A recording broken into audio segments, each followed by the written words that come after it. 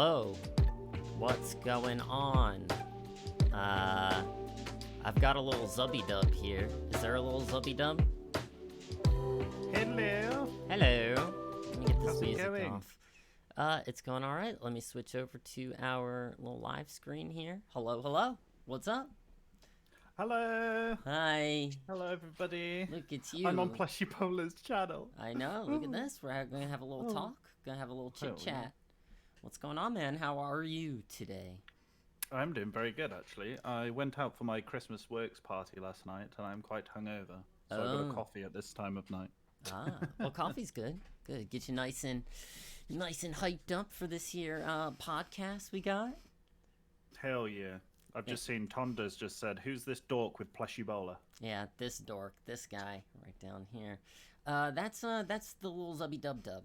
It's a little Zubby Dub Dub. Just a little bit. No, that dork is Plushy Bola. Excuse me. What's up, guys? Welcome in. And, we are trying something a little new, a little different today.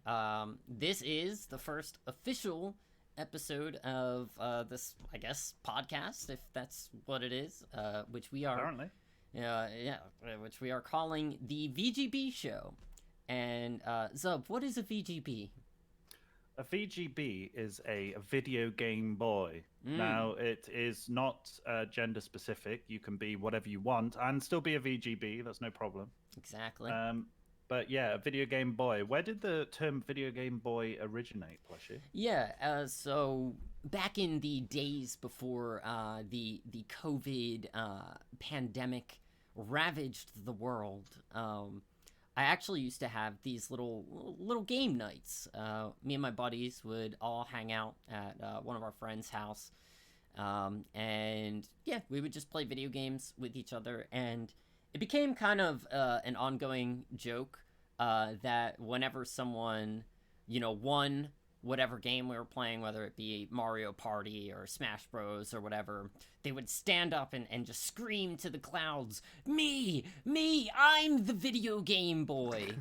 and everyone else would be like, no, it's me, I'm the real video game boy. So it's just a term that we ended up throwing around as a joke, kind of to poke fun at people who take games really seriously, who are like very competitive. It's all very tongue-in-cheek, but it does feel quite endearing when you're taking on a particularly challenging game or level or boss, and suddenly everyone is saying like, yeah, you are the VGB. It feels It's good. a good feeling. It does. It's a good feeling. It does. And I know that you are truly a VGB because I'm quite active in your stream, and I saw, lately you've been playing Kingdom Hearts on the hardest hard modes. How's that been? Oh, it's been an experience, that's for sure. So I never really played the Kingdom Hearts when I was younger. I played them a little bit, but always, normal mode or whatever, and only halfway through. Never even touched Kingdom Hearts 2 before. We did Kingdom Hearts 1 on Proud mode, which I'm very proud of.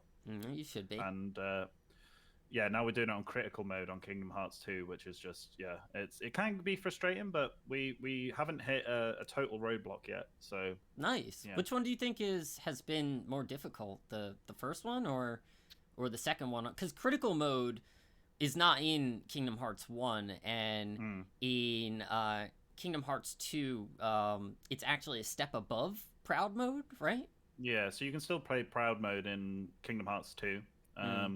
But critical mode, like you say, is above it. It's a bit different, though. It's a bit weird. You start with a bunch of abilities and things like that. There are bits that are harder, some bits that are probably easier, I've heard.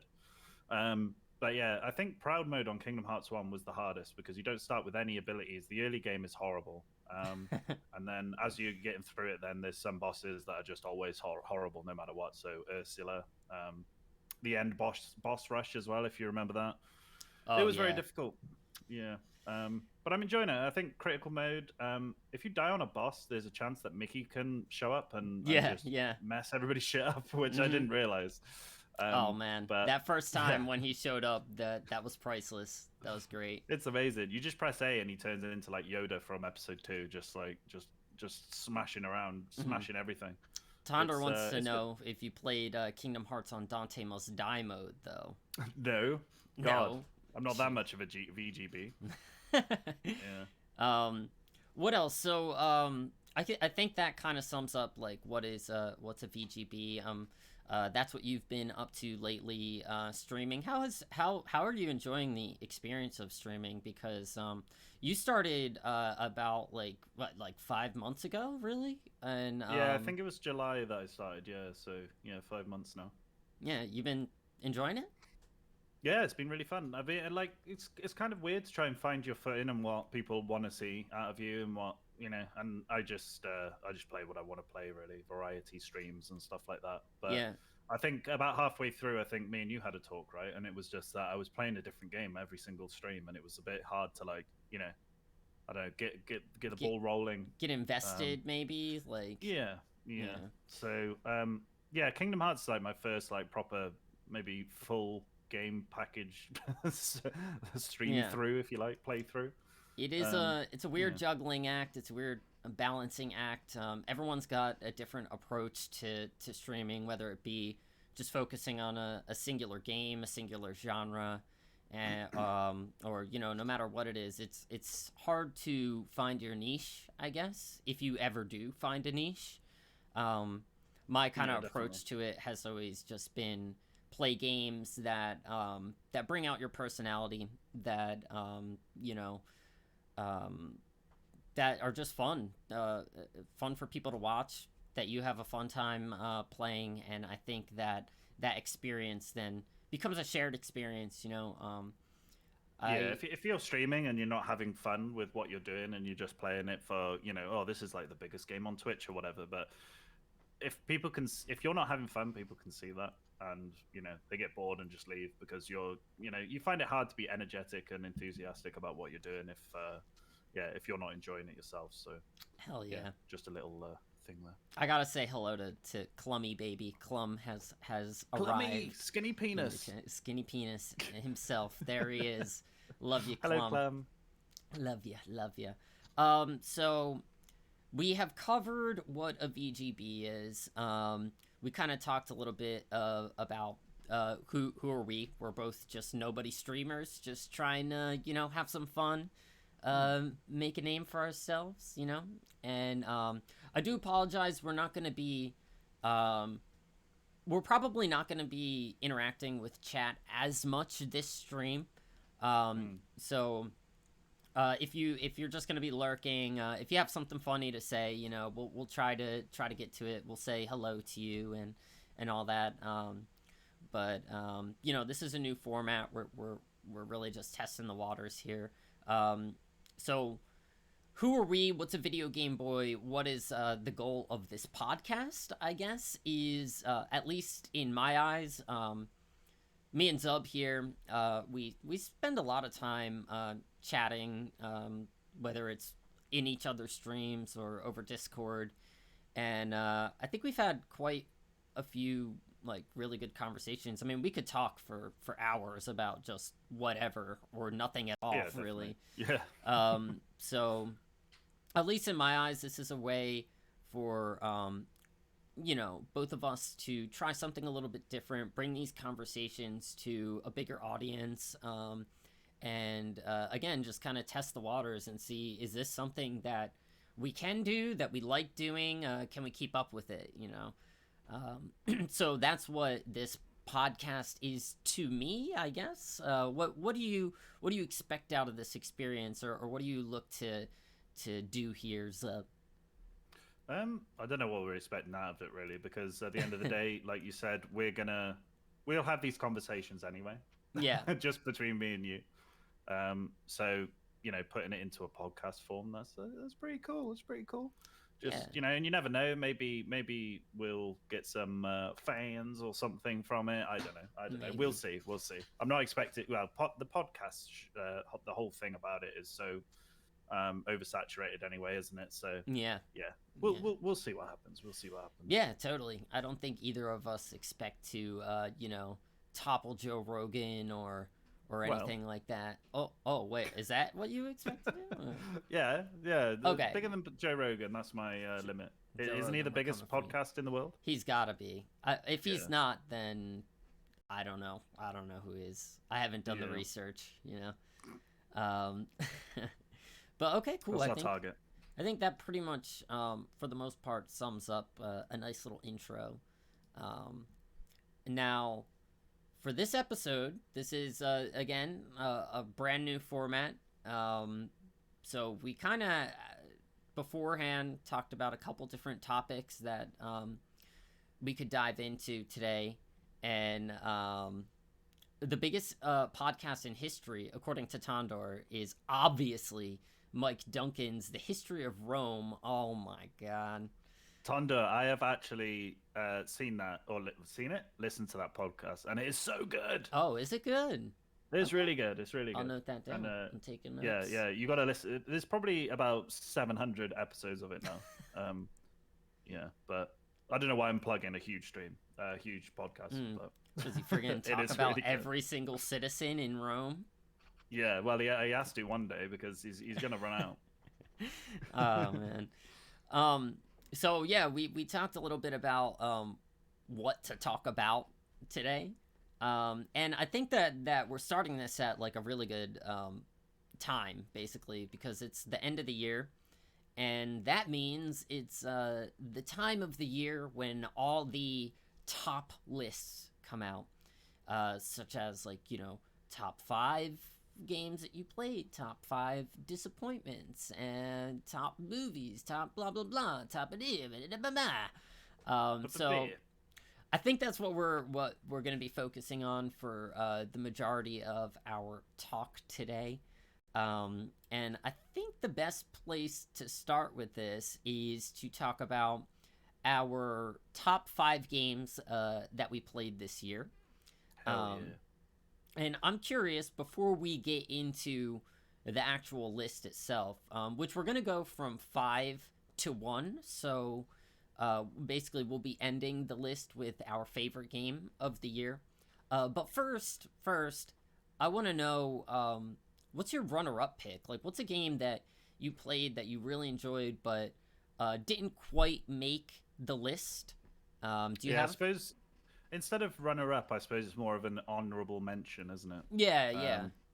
Yeah, so this one I really enjoyed. Didn't quite make the list due to certain reasons, but my honorable mention for the year is Halo Infinite. Oh, okay. So it's a bit of a shame that it didn't make my top 5 because Halo, you know, Plushy, that I'm a massive Halo fanboy. I've read the books and all that sort of stuff as well. Oh my god, I'm not even going to go Wait a minute, into favorite Halo book. I don't know. There's some pretty good like trilogies in the middle, which I haven't read every single one of them, but I really do just like the Fall of Reach, the first book, because it gives you a very good insight onto how the Master Chief became who he was. Is that covered in the game Halo Reach? Like, is no, it a novelization? No, it's not. Okay. So what the book is? Obviously the Fall of Reach, which takes place in the game Halo Reach, but the first part of the book is years before, where they're trying to start up the Spartan program. Okay. And it's really dark. They basically kidnap 6-year-old kids to genetically modify them and all this sort of stuff. And I won't go into too much detail about it, but obviously Master Chief, the eventual Master Chief, is one of those kids. Okay. And then it takes you all the way through his training process, then who he gets close to, who he doesn't get close to, which is explored more in the games. Okay. And then it's the Fall of Reach, then, which is obviously Halo Reach. Also explores that period, the first planet to fall to the aliens, to the Covenant. Oh no. And it's just really good. It's really good. You know, if you're a big fan of a video game series, I think that's why I really enjoyed the initial phase of Marvel films, because I really like origin stories. You know. Okay. Yeah. It feels like you're getting that baseline. You know. Yeah. And it's like, right, okay, I got this baseline now. It's like Captain America, things like that. I didn't know what the hell they were about. I thought Captain America would just be this cringy guy that just goes around shouting Murica and just being a badass. But it's way more nuanced than that, you know, how it was all in World War II, and he was being used as a bit of a poster boy and all this. I thought that's really cool. That's I thought interesting. it was See, really cool. I have kind of the opposite opinion, to be honest. Oh, really? I do enjoy an origin story, don't get me wrong, but I get antsy. Like, I'm kind of like, I want to get past the origin and get into, like, the meat of the story. You know, I kind of prefer when origins are a little more, like, not glossed over, but, like, they're in the story, but not the main focal point of the story. I would give, like, an example of why I got so tired of origin stories, I think, is because of the nature of, like, reboots and stuff in Hollywood. Like, how many times are we gonna see Uncle Ben get killed until, you know, we all realize, like, okay, like, this is the beginning of Spider-Man's story, you know? Uncle Ben does great rice, though. But although I will say, I did recently watch Shang-Chi, and I thought that was an excellent movie all around. For an origin story, it didn't really feel like an origin story. Like, he kind of already felt like he was the hero he was supposed to be, but so it's got a major sort of arc in there as well, I suppose. It does. Is that right? Yeah. Yeah, it was really well done. Big recommend. One of my favorite Marvel movies to come out in the last couple years, probably. I really enjoyed it. I'll have to check it out.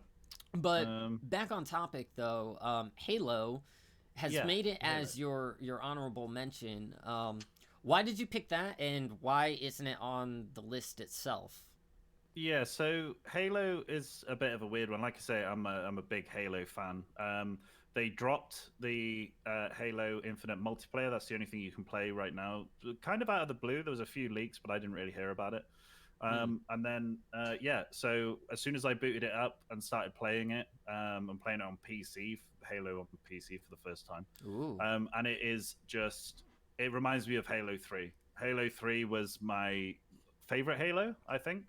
It was the first time that I could actually get onto Xbox Live and all that stuff.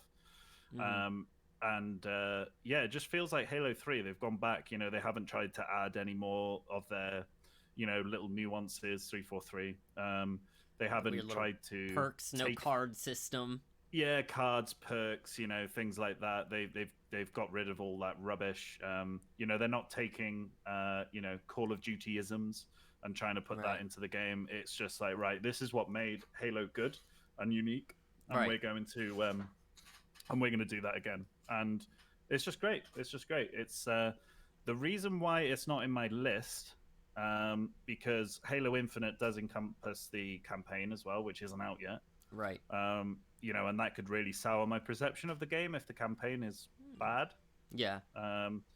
And the multiplayer does have some problems at the moment. So you can't choose which specific game mode that you want to play, which really annoys me. Yeah. The way that the battle pass is set up as well, or the progression system rather in it, is that you have to do challenges, which could be kill the flag carrier in a capture the flag game. Well, the problem is you can't choose capture the flag. So you have to, you know, click on a playlist, quick play playlist, and then just hope that you get capture the flag. Yeah. Not to mention the fact that the progression system is just god-awfully slow, which they're changing soon. They are changing soon. Yeah, I've played it a little bit with you, and I agree. It feels like a return to roots, I guess. It feels more like, you know, the Bungie days than the 343 days. And I've had fun with it. I'm not much of a I'm not really much of a multiplayer shooter gamer. I like to play with friends, obviously. Like I said, we played together a little bit. I thought it was a lot of fun. But I am reserving most of my judgments for the campaign mode, which, again, isn't out yet. Apparently, they're going to be doing the open world thing this time around. So it's an interesting... And it takes place on a Halo. That's true. That's true. Which, we're going back to open world Halo on a Halo. Oh, I'm looking forward to it. Yeah, it sounds appealing. Come on, like, those skyboxes in the original couple Halo games were some of the most incredible things. And I know, you used to look up at those and be like, I want to go up there, you know? Yeah. And we don't know how big this new Halo game is going to be, but if it lets you at least look up at one point of the Halo and eventually get there, I think I'd be pretty happy about that, you know? That's the thing. Like, my expectations, I'm trying to limit, quite a lot. So I'm thinking to myself these things, like, what if one of the fast travel points or wherever you go on the Halo is like a big mountain, and if you're on the other side of the Halo and you look up, you can see, like, the mountain on the things like that. I'm like, okay, that's probably not going to happen. Probably not. And I shouldn't big myself up to expect that. Because I've seen that happen with Cyberpunk and things like that. Yeah. People just having really weird expectations about video games. I just hope they do a couple newer things with the open world format. Like, it's not that I have something against, like, I would say the gameplay loop of, like, here you go into an area, here's a tower to climb to unlock the map, and now here's a bunch of waypoints to go to like liberate the zones and stuff I hope like it's that. not going to be Halo Far Cry. Yeah, basically. Side missions where Chief has to get like a package of food or something to another enclave, a civilian enclave or something. Mm-hmm. What is it? I don't want to do that. The escort missions where the NPC's walk speed is what is it? Slower than your? God, I can't say it right. What is it? You say it. Slower than your run speed, your sprint speed, but quicker than your walk speed. Yeah. So you're always stopping and starting, waiting. Mm-hmm. Yeah. No, I'm not looking forward to that. Well, you just bundle them into a warthog anyway, and you can get there. Yeah, perfect. Okay, so that was your runner-up game. It's really only half a game at this point. And it's fun, but it's got a lot of room for improvement. Obviously, as an ongoing online multiplayer game should and would have. So I had a pretty difficult time. Like, I've played a lot of good games this year, and I had a difficult time picking a runner-up. So I do have two that I like about the same, and I think one of them you played, and one of them you did not play. So I'm gonna start with the one that you did not play. Which I definitely think deserves an honorable mention because it is a good game, but maybe not one of the best. So, first honorable mention goes to Resident Evil Village. Okay. Ooh. Okay. I think it is a beautiful game. It really pushes the limits of the RE engine. I'm always excited to see where Capcom takes the story next. And I think that the story was actually pretty good in this one. The format of it was, you have like your hub area, the village, and a bunch of, main areas that are connected to it. It almost felt a little bit like, not in its mechanics, but in its progression, like a little bit like a Metal Gear Solid game where you have like a cast of weird and wacky bosses, and you kind of go into their areas and fuck with them and gotta take them on. And some areas in the game were a lot more detailed, and I think have a lot more like exploration and that classic Resident Evil puzzly feel to them, where some of the other areas seem a little more straightforward. And I'm not going to get too into story details, but I really did like the story, and and I really like the mechanics. The things that I would say maybe kept it from being on my best list basically are again, some of the areas feeling a little underdeveloped. The game has a pretty short runtime, which is actually not a bad thing, but because of how much I enjoyed the game, I do wish that there was a little more meat on its bones, I guess. Not to say that there's not a lot of replayability there, but I think that to not mention that game while we're talking about best games of the year would be kind of a disservice to a really really amazing game that I think you would love it. Honestly, I'm waiting for when you stream it. You know. Yeah, well, we should really do it. I've got a question. So, obviously, with Resident Evil 7, it had a huge shake-up, right? Yeah. For the whole series. So, it went to first person. They tried to go back more to the roots of the thing. You know, like the main area at the beginning of the game was a bit more like the mansion in Resident Evil 1 and whatnot. So, 8 then, I think, obviously, keeps that same style, but obviously evolves it. Do you think that was a good evolution on this new kind of Resident Evil 7 on this era? Definitely. It seems like their main inspirations for this one were more Resident Evil 4, where it did have a little bit more of like an action game feel to it. Lots of like set pieces and a lot of combat. There was a lot of combat in this one. Again, they keep the that feel of Resident Evil 1 and even a little bit of 7 in certain areas of the game. Like Lady D's castle, I think is probably the best area in the game. It's the first area that you actually go to aside from like the village hub. And when you go there, you're going to be thinking to yourself like, man, if the whole game is like this, if there are 3 other areas that are just like this is going to be fantastic. And you know, you spend maybe between 3 to 5 hours just in this castle, and you're like, okay, this is great. There's going to be 3 more areas, all with as much depth and exploration as this. And you get to the next area, and it kind of just flies by. And that happens again with the area after that. And the final area of the game, you know, Resident Evil always has this kind of problem where its final act, it goes to like a facility area, right? Yeah, whether it be one of the labs in 7, it was the ship, you know? And it's just, it's always so like, they must do it on purpose, you know? It's always so like drab and just, I don't want to say boring compared to the rest of the game, but it just like, you know, in my eyes anyway, it's like they could have done something else here, you know. I always have that feeling with Resident Evil games that the first half are like, these are the best games, some of the best games I've ever played, you know, and then the second half are always like meh, you know. It's I don't know why they just seem to lose that quality.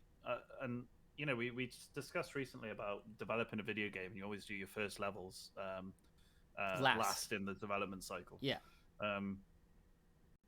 It's just, well, are they doing that and they're only realizing what the game should be, you know, like? Yeah, it's almost like they do those facility areas first, and then that's kind of like, okay, this is where we're gonna end up, and you know, then they focus all their effort on these other areas, and it seems like the final area always kind of, that's always where the game falls apart for Resident Evil. I don't know. Yeah. People either lose interest, they decide like, I don't want to put up with this, or whatever. But I do like, I think the game is worth seeing through to the end. I played through the game 3 times. I did it on normal, I did it on hard, and then I tried to do a speed run of it on easy. And the replayability there, you know, they have that kind of shop area at the end, or like it's like a metagame shop where you collect points all throughout your playthrough, and then maybe if you have enough, you unlock the infinite ammo or something. So it makes going back and playing on like a harder difficulty a lot of fun and worth it. So there is replayability there. There's a mercenaries mode, which is kind of just like arena battles. That's also really fun. It's worth checking out. But I need to play it. That's definitely one of my runner-ups. The other one, I'm just gonna kind of, I think you've played this game, or if you haven't, then I think Happy might have played it. Okay. um, is Hitman 3. Ooh, yeah. Hitman 3. Okay. Hmm. Um, that came out early this year, and I love Hitman because God, it's just so goofy, and it really does let you play your way, you know. Um, Yeah. yeah, obviously, it's gonna punish you if you're just gonna go around shooting everybody and stuff. But the weird things that you can do, like I'm pretty sure there was a level in Hitman 3 where you get a big turkey leg, and you can just walk around hitting people with a turkey leg, knocking people out with a turkey leg. Obviously, Hitman, in its last 3 iterations, has changed its format up a little bit. Where I Mm. think they were doing like episodic releases for a while, and for Hitman 3, they just said we're we're just gonna release all the levels at once. Yeah. You know, each They've level. got a new level coming out though, right? Like Oh, do they? a road. Yeah, they've got a roadmap for 2022, The homing and briefcase. they're gonna add VR, which is Oh. crazy. Which I really want to try. Be in the Hitman. I think that and say what you will about it, but I think that it did release with PlayStation VR. Yeah. Because Okay. I have a friend who uses the PSVR, which I have no strong feelings about VR either way. It's not really something that I have interest in, but I know some people that love it and stuff. But Hitman in VR, that sounds appealing to me, definitely. That would be great. uh, the reason that Hitman 3 is on the list is because the different approaches that they took with the levels this time around really stretch the boundaries of what a Hitman game can be. For Mm. example, one of the levels is kind of like a rich family's mansion, and Mm. recently one of the family members have been murdered. So, you know, as you approach this scene, you can kind of Hitman really is a game of like hide and seek or like dress up, you know, so you can kind of knock out the detective that's coming to investigate this murder and pose as him, and now suddenly you're wrapped up in this murder case trying to solve it and also trying to kill your target at the same time, and just I very remember very creative. you could bring everybody into a room, couldn't you, and like question them, Yeah, and these guys are basically your targets, and yeah. suddenly you're like, oh, I kind of want to solve this mystery now, so I could just pull out my gun and just kill this person that Yeah, I'm. but then you might miss like a vital piece of evidence to actually Yeah, solving. And obviously, you don't need to solve the murder. You know, there's no repercussions or anything like that. yeah, It's just yeah. something that's in the level that you can decide if you want to participate in it or not. And even when you do participate in it, it starts to make you be like, like should I kill the murderer? Like, you can leave the murderer if you find out who the murderer is. You can leave them be to what they're trying to do, but that kind of weighs on your conscience. Like, suddenly you know what this person's up to, and I just thought it was very unique. Mm, And then there's another level where you're the target, where the hitman mm, is the target, so you have nothing to bring into the level with you. I think there's 10 other hitmen all targeting you, so in turn they are also your targets. You know, mm. and I loved it. The reason that it's not actually on my top 5 list mainly comes down to look, the game is only like 5 levels, okay. Mm. It's and of course there's tons of replayability in each level, so you could play it for hours on end, but you know there's only the 5 levels, and I think the final level is one of the most disappointing Hitman levels I've ever experienced in my life, and I can't for the life of me like figure out why did they do this level this way, you know. Uh did you play Hitman 3 all the way through, or I played the first two levels, so I played the one that's in the tallest building in the world. You know, the one in Dubai, I think, and then Mm. the one that you were just speaking about, the murder mystery. Okay, okay. Yeah. Sometimes a game being too short is good though if it's super polished, and I absolutely agree with that. That's why I'm not saying that that's the reason that it's not on my list. Because even I mean, Hitman is super polished. But there are bugs in it too. But the bugs are never really like game breaking or anything. They're usually like the hilarious variety of bugs. But when you only have 5 levels and one of them maybe is just really like so counter to the rest of what this entire series is. So basically the final level on in Hitman 3 takes place on a train. And there's no openness to it whatsoever. I think it was the developers just saying like, here's everything we did before, and we're doing the complete opposite for this level. It's not open. It's literally a straight line.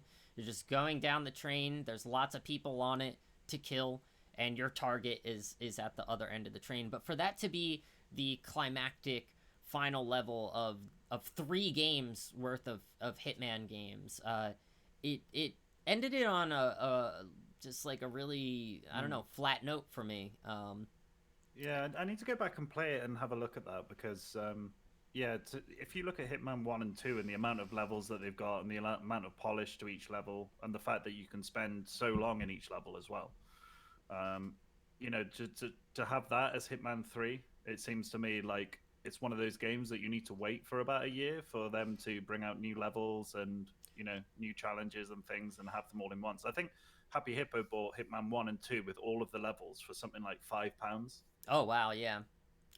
Like she loved it. She loved it. That's one good thing about if you get Hitman 3, and you happen to own Hitman 1 and 2, it actually ports in all the Hitman 1 and 2 levels in the Hitman 3 engine. So they all get like upscaled and run really well, and it's really cool. It's really cool. Hold on a second, I gotta. Sorry, stepping away for just a second, and I am back. All right, sorry about that. Welcome back. I would choose to change that level, Tondor. Exactly. So yeah, those are my 2 runner-ups. I would say Zub, I would love to see you play either one of those games or both of those games. I think that they would do really well for you. We'll definitely get around to it. Absolutely. Yeah. But I think now we've got our list of top 5, right? Yes, indeed. So I think we're going to go one at a time. So I'll do mine first, is it? And then you, and then we'll work our way up to the top games. So give me your number 5. I do want to preface it by, like, this year's been quite, I don't know. You've got all of your main sort of yearly games that have come out, and then it's been quite, I don't know, maybe a bit drier than usual. I think that's because of the pandemic, though. Yeah. But yeah, so my number 5 is Forgotten City. Ooh, that's interesting, and I think that might be a bit of a controversial pick. I think so. Because I couldn't. Yeah, go on. Oh, I was just gonna say, I remember you when you played it, looking into it a little bit more and noticing it was getting a lot of mixed reviews. So why is that why is that your number 5 pick? I've just seen Tonda's I'm calling Hot Wheels for Zub's number 1. And Tonda, Hot Wheels is so good. Anyway, Forgotten City. So Forgotten City, it's the history of it is that it was a Skyrim mod, and then they brought it out as a standalone game. Okay. I think in a different engine. I think it was Unreal Engine, but it's got the kind of very much the Skyrim-isms, the Bethesda-isms in the game. Okay. With the way that people talk to you and people interact. But the whole point behind it is that you are a modern-day person. Okay. You meet somebody along a river, and she says, "Oh, somebody's in that cave over there. They haven't come back out yet. Can you go and check, please, to see where they are?" And you go in, and you get transported back to the Roman times through a portal, and you're basically in a little Roman kind of village inset into a valley. Okay. and basically it's a time loop game. So there's basically a curse upon this city, Mm-hmm. and if anybody is killed, or somebody tries to kill somebody, try and murder them, they've got to enact by this very strict code of law, and if they break it, then basically all of these golden statues come alive in the city Oh and no. basically kill everybody. No. So the weird thing about that is, though, is that you can go back to the beginning of the time loop to where you entered the city. Mm-hmm. So there was quite a few times while I was playing it, I accidentally killed somebody, or accidentally persuaded somebody to go and kill someone or do something bad.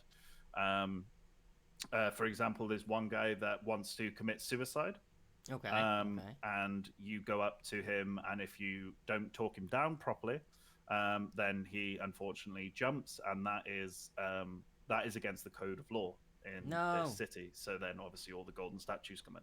But it's really, really interesting that you can get items during a run through the city. And when you go back in time, you can keep those items, so you can use those items for a future run. And it's very, very puzzly. It's got a bit of a time limit on it because there's elections going on, Hmm. and if the main person that has all the votes, who's predicted to regain their leadership over this city, is basically going to renounce the laws, because obviously they don't know that once these laws are broken, that this curse is actually real and everybody's going to die. Okay. So there is a bit of a time limit. You can go back in time whenever you want, really, and it's basically just you trying to figure out how you escape, really, So and it's it's very, very cool. I it's got very, a very bit much of enjoyed it. like Majora's Mask meets Skyrim, meets maybe like maybe even like a Telltale style experience with like player choice Yeah, and I dialogue and um, I would probably leave the Majora's Mask sort of comparisons away from it. I think it's mm, more like maybe one of these walking simulators that we know so fondly at the moment. It's a bit of that with a bit of Skyrim. okay, There's not much fighting in it, but you can fight in like first person perspective, bow and arrow and whatnot. right. But there's not much of it. It's really more of a investigation type game, and puzzle solving. Um, but I really enjoyed it, and I was quite shocked afterwards to find that all the reviews were, it was quite mixed, Yeah, the reviews, yeah, and I I kind of got the feeling that people maybe went into it expecting a Skyrim like experience, like a total conversion of Skyrim or right, something. right. Uh, but it is a very, very small game. I think it took us about maybe 10 hours. 10 hours, I think it was, which is quite a lot of game. Yeah. Uh, and it could be longer if you can't really work out what you're supposed to do and how to progress the story. Hmm. Um, but yeah, I really enjoyed it. I went into the game knowing what to expect, and I think that Did you hit a lot of bugs when you were playing it? Because when I was reading about it, I noticed a lot of people saying it was like a pretty buggy experience. no, I didn't play it on release, Mm. but probably did play it about, I don't know, a few months after release. But I didn't have any bugs, I don't think. Hmm. Definitely nothing that was game breaking. Yeah. I Um, remember you clipping through a door at one point. Am I remembering that correctly? Didn't you get like stuck in a hallway or something and we were like, "Oh shit, is he going to have to reload his save?" And you were just kind of like shoving yourself against a door until you eventually got through. I saw that wasn't actually a bug. It Oh, was so when it was a you feature. set off the time slot, the time loop. Mm. Obviously, there's a period, there's a point in the map that you have to get to start back at the time loop. If you die while the time loop or the curse is being enacted on the city, then it's game over, basically. Oof. So what I realized was that um, in front of one of these doors is a golden statue, which these golden statues come to life once the curse is activated. And behind the door, I could see that there was a chest in there. So I thought next time that I activate the curse, I will run in there because the gold statue is going to come alive and walk away from the door. I went through the door, closed the door behind me, picked up the chest. There was like loads of gold in there or something, and I can take that into the next loop. But as I went to walk out again, the golden statue was basically walking against the door. So I couldn't open the door. He was trying to shoot me from the other side of the door. I could see his like face clipping through the door, and I was just stuck in there. I love those moments though. That was hilarious. I got out. Otherwise, I would have been pretty peed off if I had to go back to an earlier save. But yeah, that's the Forgotten City. If it sounds good to you, it's quite a short game. I really enjoyed it. I thought the story was really good. You get a lot of information about ancient, like Roman history. It's also got a lot of stuff about Greek and Egyptian history as well, which I found really, really cool. Yeah. So if that sounds like it's up your alley, I think Tonda would like that sort of stuff. Yeah, I think that game is available on most storefronts. It's definitely on Steam. I think that it is also on Game Pass now. So if you have Game Pass and it sounds like something you'd like to try out, definitely give it a download. And yeah, that's great. So that was your number 5 pick? Yeah, I just saw Sunshine as well. He said that was the first game I really remember Zub playing. His playthrough and interaction with the chat community was great. Thank you so much. Look at you. Look at you. Making me blush. Oh, Sunshine, you truly are a ray of light. Yeah, okay, so then you ready for my number 5 pick? Hell yeah. Okay, so this is a game that was in the making for, I want to say, I'm pretty sure it was 15 years it took to make this game, although it might have been 13 years. It was one of those two numbers. So my number 5 pick is Psychonauts 2 from Double Fine Games. This time, so somehow, Psychonauts, like, all right, so growing up, I've always been a huge fan of Tim Burton, for one. I've also been a really big fan of Tim Schafer. Although I didn't really fully get to experience his catalog because I was never really a PC gamer. So things like Grim Fandango always just like, I always wanted to play the hell out of Grim Fandango, and I was never really able to because, again, not a PC gamer. So when Psychonauts was originally announced, and I think it was originally an Xbox exclusive game and then eventually came to PS2. I didn't have an Xbox, so there was another one of those games I always wanted to play, but didn't get around to. Even after it came out on PS2, I never got around to it. I did get to play Psychonauts 1 earlier this year as well in preparation for 2, and I enjoyed it, although I don't think that it's aged very well. It still plays well, but there's a bit of like a clunky slowness to it that I don't know. But either way, 2 came out. It launched on Game Pass. I played it on Series X, so it looked incredible. It was made in Unreal Engine 4, but I really think that they made everything just look so... It doesn't look or feel like an Unreal Engine game. It plays incredibly well. They gave you multiple options on console to play it, so you could play it in 120 frames per second. You could play it in 60 frames per second, or I think you could even lock it to 30 for like a solid 4K experience. But who does that? You know. It was it's a way bigger game than I expected. You can probably get through the main story at a decent pace. I would say somewhere between 15 and 20 hours, but there is so much stuff in this game, and it's so pretty and so interesting that you kind of want to explore every nook and cranny and find all the side stuff and do all the side missions. It's hilarious. It's got a great voice cast. Of course, Jack Black is in it, because Jack Black tends to be in every Tim Schafer game nowadays. Yeah.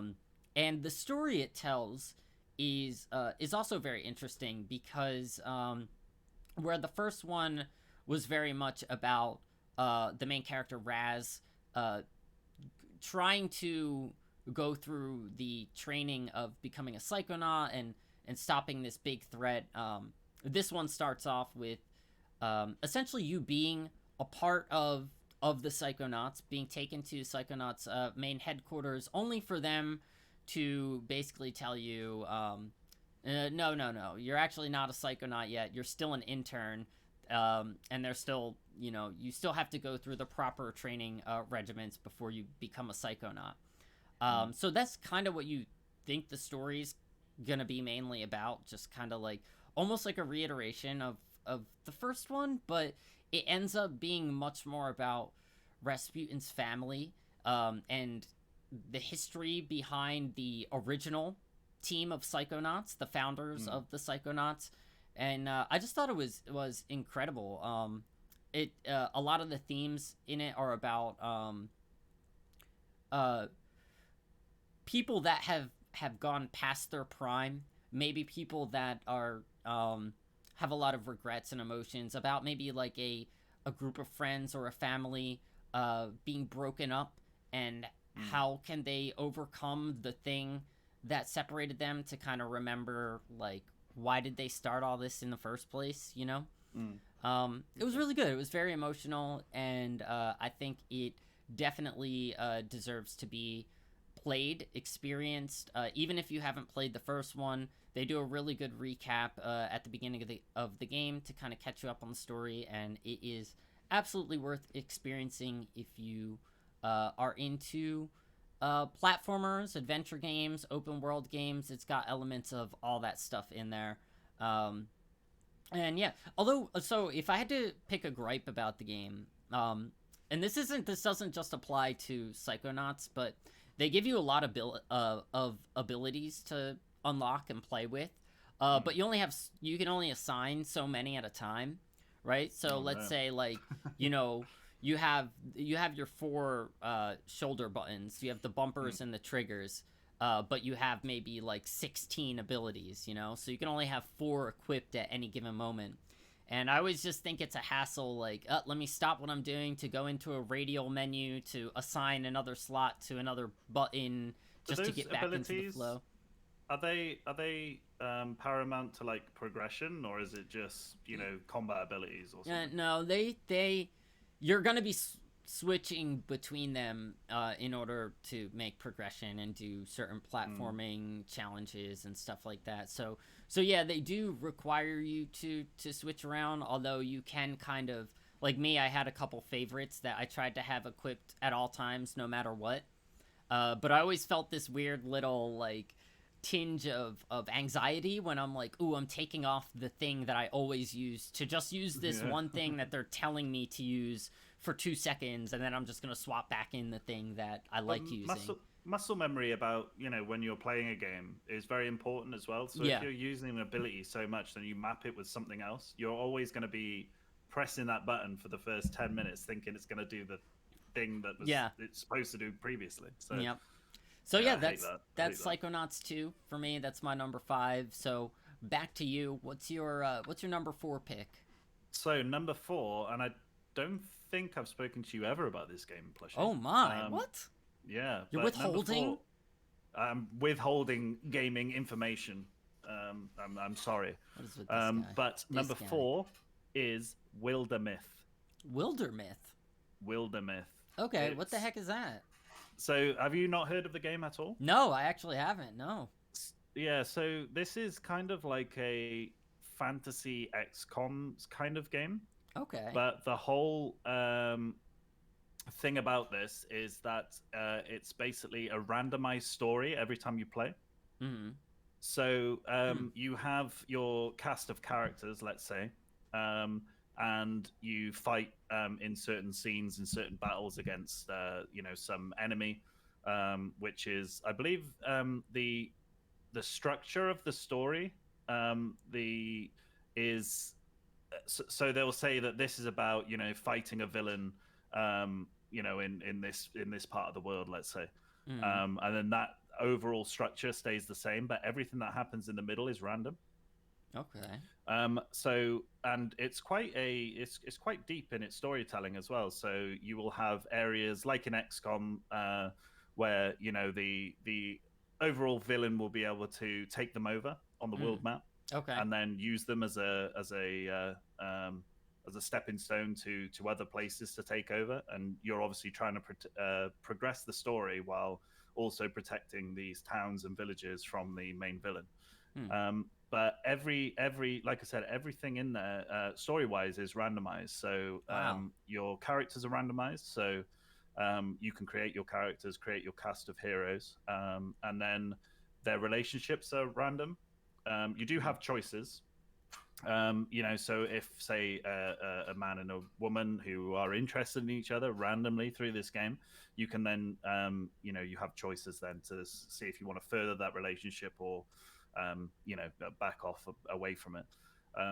But I remember like one of my characters, two of the characters were getting together and they were getting quite fond of each other, Oh let's my. say.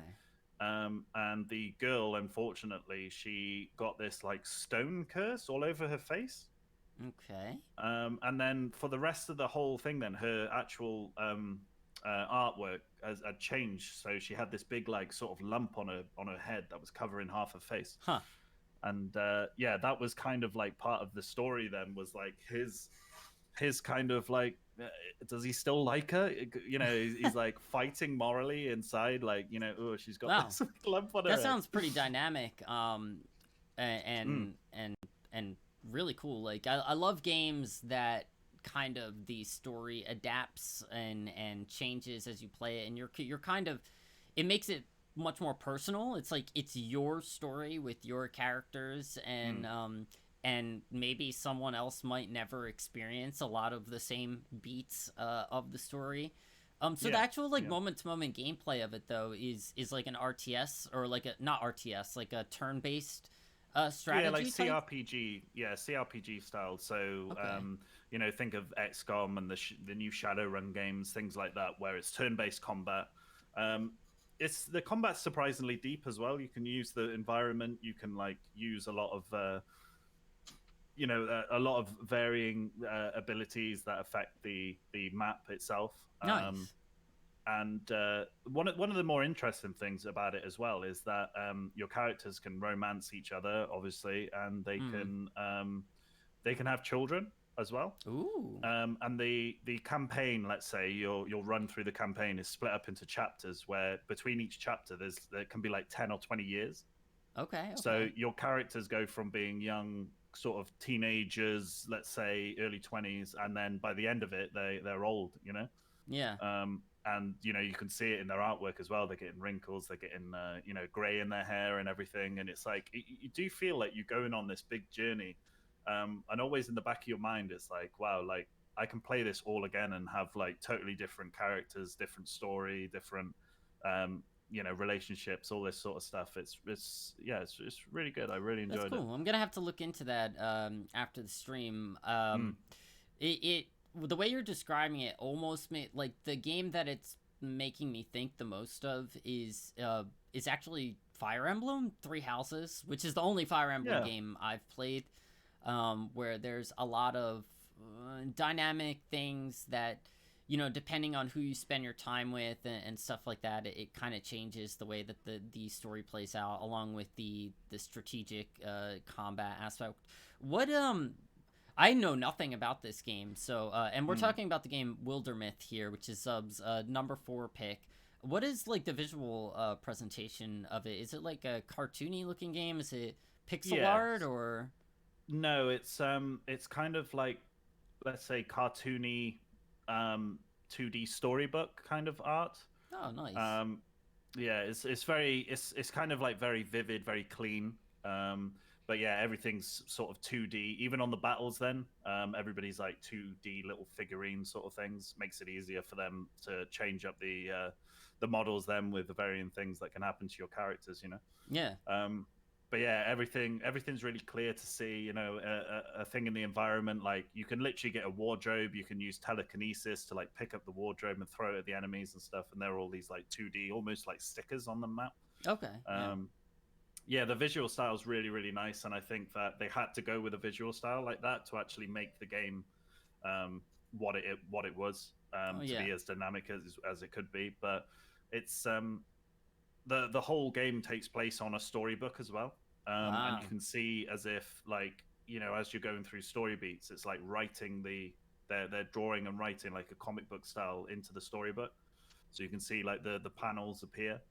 Um, and it's great. And you can one thing I forgot to mention as well, that after you finish a campaign, you can choose one character to take into another campaign. Mm. Oh, okay. But it's not like you're basically, this guy is in your party from the start. It's just a chance of them showing up. So you can have this big roster of characters that you've obviously grown very fond of. And then in another completely separate campaign, they can show up and help you or become involved in the story or whatnot. And it's Nice. yeah, it's really cool. Where's this game available? Is it Steam, I got Epic, it. or? I got it on Steam. I'm not Okay. sure if it's available on Epic and things like that. It probably will be. Mm. But yeah, I played it on Steam. I don't think there's any console releases of it. I think it's PC only, Okay. unfortunately. But yeah, just check it out. Wildermyth. It's wilder as in the beginning of the word wilderness, and then Mm. myth at the end. So you Cool. can just search it. Yeah, have a go. It's very very cool. Nice. All right. So then I guess my number 4 pick is was a very interesting game. I didn't know how to feel about it when it was announced and kind of leading up to its release, but I got it because there's not a lot of PlayStation 5 exclusive games that are like truly a PlayStation 5 exclusive game. Okay. So my number 4 pick is Returnal. It's from Yeah. Housemark, who they've made things like Super Stardust HD, Resogun, lots of games. A lot of their games focus very heavily on like lots of particle effects, lots of like bullet hell style games in the past, and the kind of selling point of this game is what if a rogue, like, all right, there's a couple different selling points. It's what happens when a really good indie developer is then elevated to a AAA developer, right? Because Housemark was bought by PlayStation, and essentially this game serves as their first AAA style exclusive release, for a major platform. So what happens when a really good indie developer is elevated to a AAA developer, and then what happens when you take a genre of game, which is a roguelike game, and turn it into a AAA experience, right? Like, how does that work, really? Because most of the time with roguelike games, they're usually rather short, I would say, because, and they're also rather difficult, so you're going to be starting over and over from the beginning, but you're supposed to constantly know that you're going to be able to make it to the end, right? Because that's that's a run. So I was very curious to see how it would play out, and my hopes were not that high going into the experience.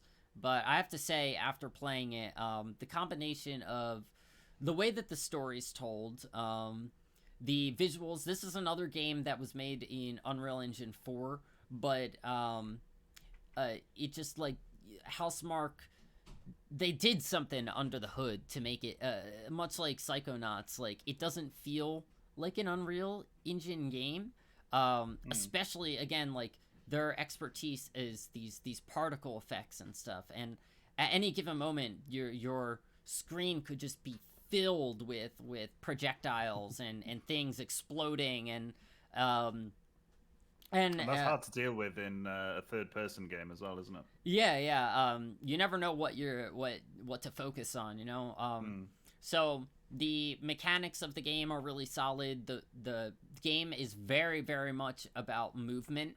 It's one of those games, it kind of made me think of that game Sunset Overdrive. I mean, very different game, but if you stop moving in Sunset Overdrive, you're suddenly getting, like, pummeled with all kinds of things. You don't deal as much damage and stuff like that. So Yeah. the movement feels really good. It runs at like a perfect 60 frames per second, pretty much for the entire experience. So it feels really buttery smooth.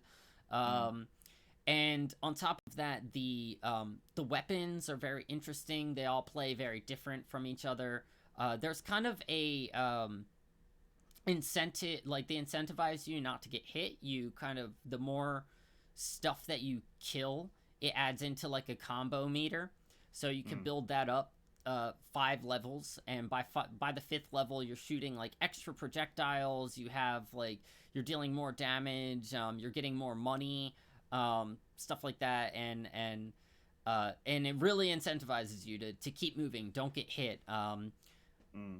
You have a bit of permanence. You're not going to be starting from scratch every time you play the game. So like, you go through an area, get to a boss. If you kill the boss, basically you unlock a teleporter to the next area. So on your next run, you could basically just run straight for the teleporter and go to the next area. And then halfway through the game, after you kill the first 3 bosses, something happens, basically, and it takes you back through the same 3 areas, right? But they've all changed drastically. So the game is split into 2 halves eventually, or essentially, and eventually you can choose which half to play. So basically, once you hit the halfway point of the game, you're never going to be sent all the way back to the beginning. You're always going to be sent back to the beginning of the halfway point. And then again, the same progression systems take place, where it's like, you know, you kill the first boss in the second half of the game. Well, now you can just go straight for the teleporter and go to the next area and keep playing that way. It's a brutally difficult game, but it's so much fun to play. If you're into roguelike experiences, which I know that you are, I think that it's kind of a must play. If you own a PlayStation 5, you That's know, no problem. the thing, yeah, that's the thing, is like, they're so hard to get. And on top of that, the games are so expensive, right? I think that's a lot of people's reluctance with Returnal, is that do I want to spend $70-$80 on a roguelike game? You know? Yeah. Like, you don't really think of those games as AAA experiences, but I'm here to assure you that, like, if you have a PlayStation 5 and you have the cash to spare, basically, you gotta experience this game. There's no reason not to. You've already done the hard part of getting a PlayStation 5, so why not experience a game tailored just for the console?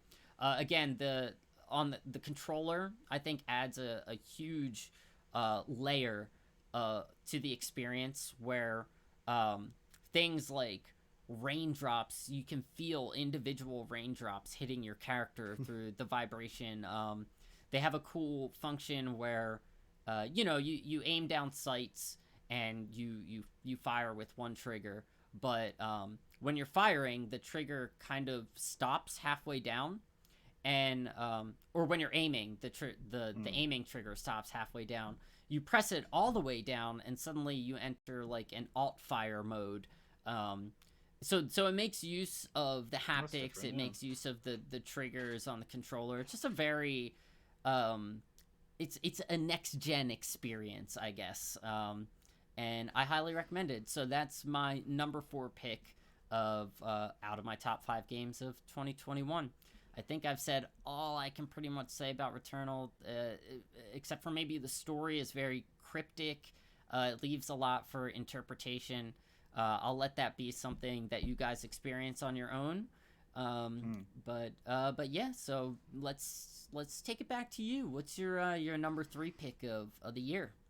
So, number 3 is Forza Horizon 5. Oh, I knew that was going to be on the list somewhere.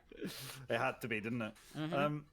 So yeah, if you know what Forza Horizon is, then all I need to say to you is, if you like Forza Horizon 4, it's the same game. It's the same game, just new map.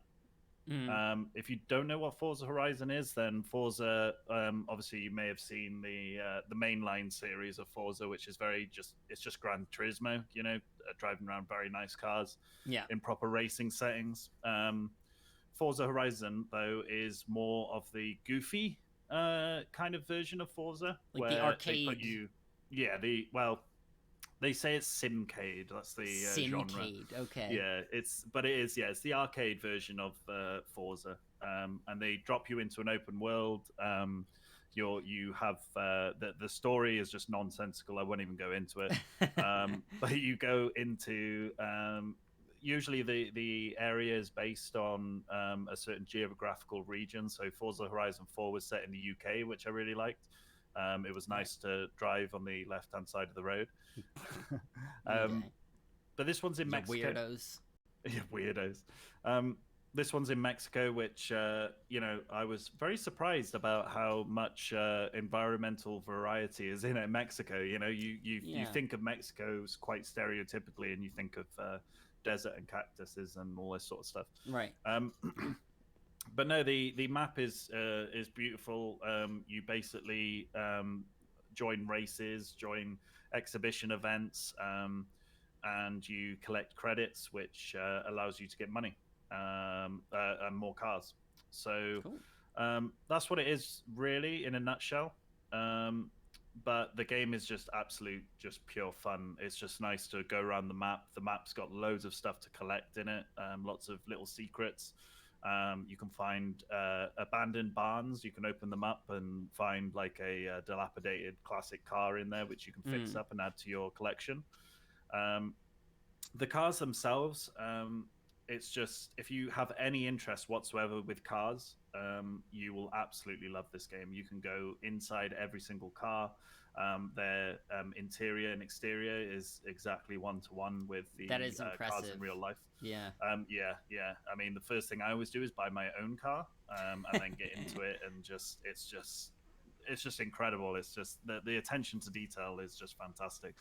Um, A you lot can of upgrade detail any of the in the environment too, for something that, like, yeah, everything is just yeah. like blurring by most of the time. But Mm. I found that if you slow down and actually look at things, it's like they put a lot of care into the world design as well. Yeah, they really do. There's a lot of the game is set up where everything in the environment 99% of the environment, any obstacle you can just smash through with your car. Yep, yep. So if you remember in Forza Horizon 4, we in the UK down our country lanes, we've got all these stone walls, which are Oh basically yeah. just stones put on top of each other. Very very old. But if you go into that with your car in real life, you're in trouble. That thing is going to stay standing while your car just gets completely destroyed. But in this game, they don't want you to slow down. They want you to go off road. They want you to, find little passages through where you're supposed to go in races, as well as the open world. So they just let you absolutely smash through everything. You get Yeah. points, skill points and things in the game for smashing through trees and whatnot. Yeah. But yeah, it is just pure unadulterated fun. The online modes are really really good. They've got a battle royale in a car game, Well, which yeah. confuses a lot of people. I watched you Um, play a little bit of that. To explain to the people, how does that work? How does a battle royale work in an open world car racing game?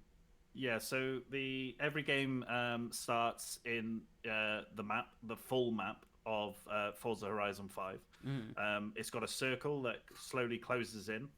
Everybody starts in a mini. No, in this one actually it's a VW Beetle. So a very very crappy old Beetle car, which isn't very fast, isn't very good.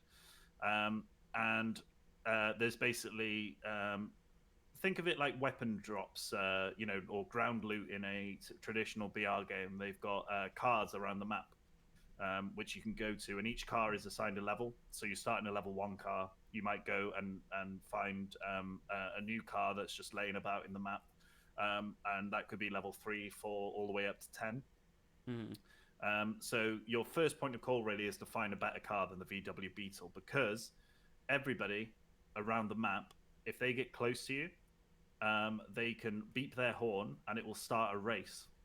And it's a totally dynamic race. So they'll put a random point on the map, and you have to race towards that point.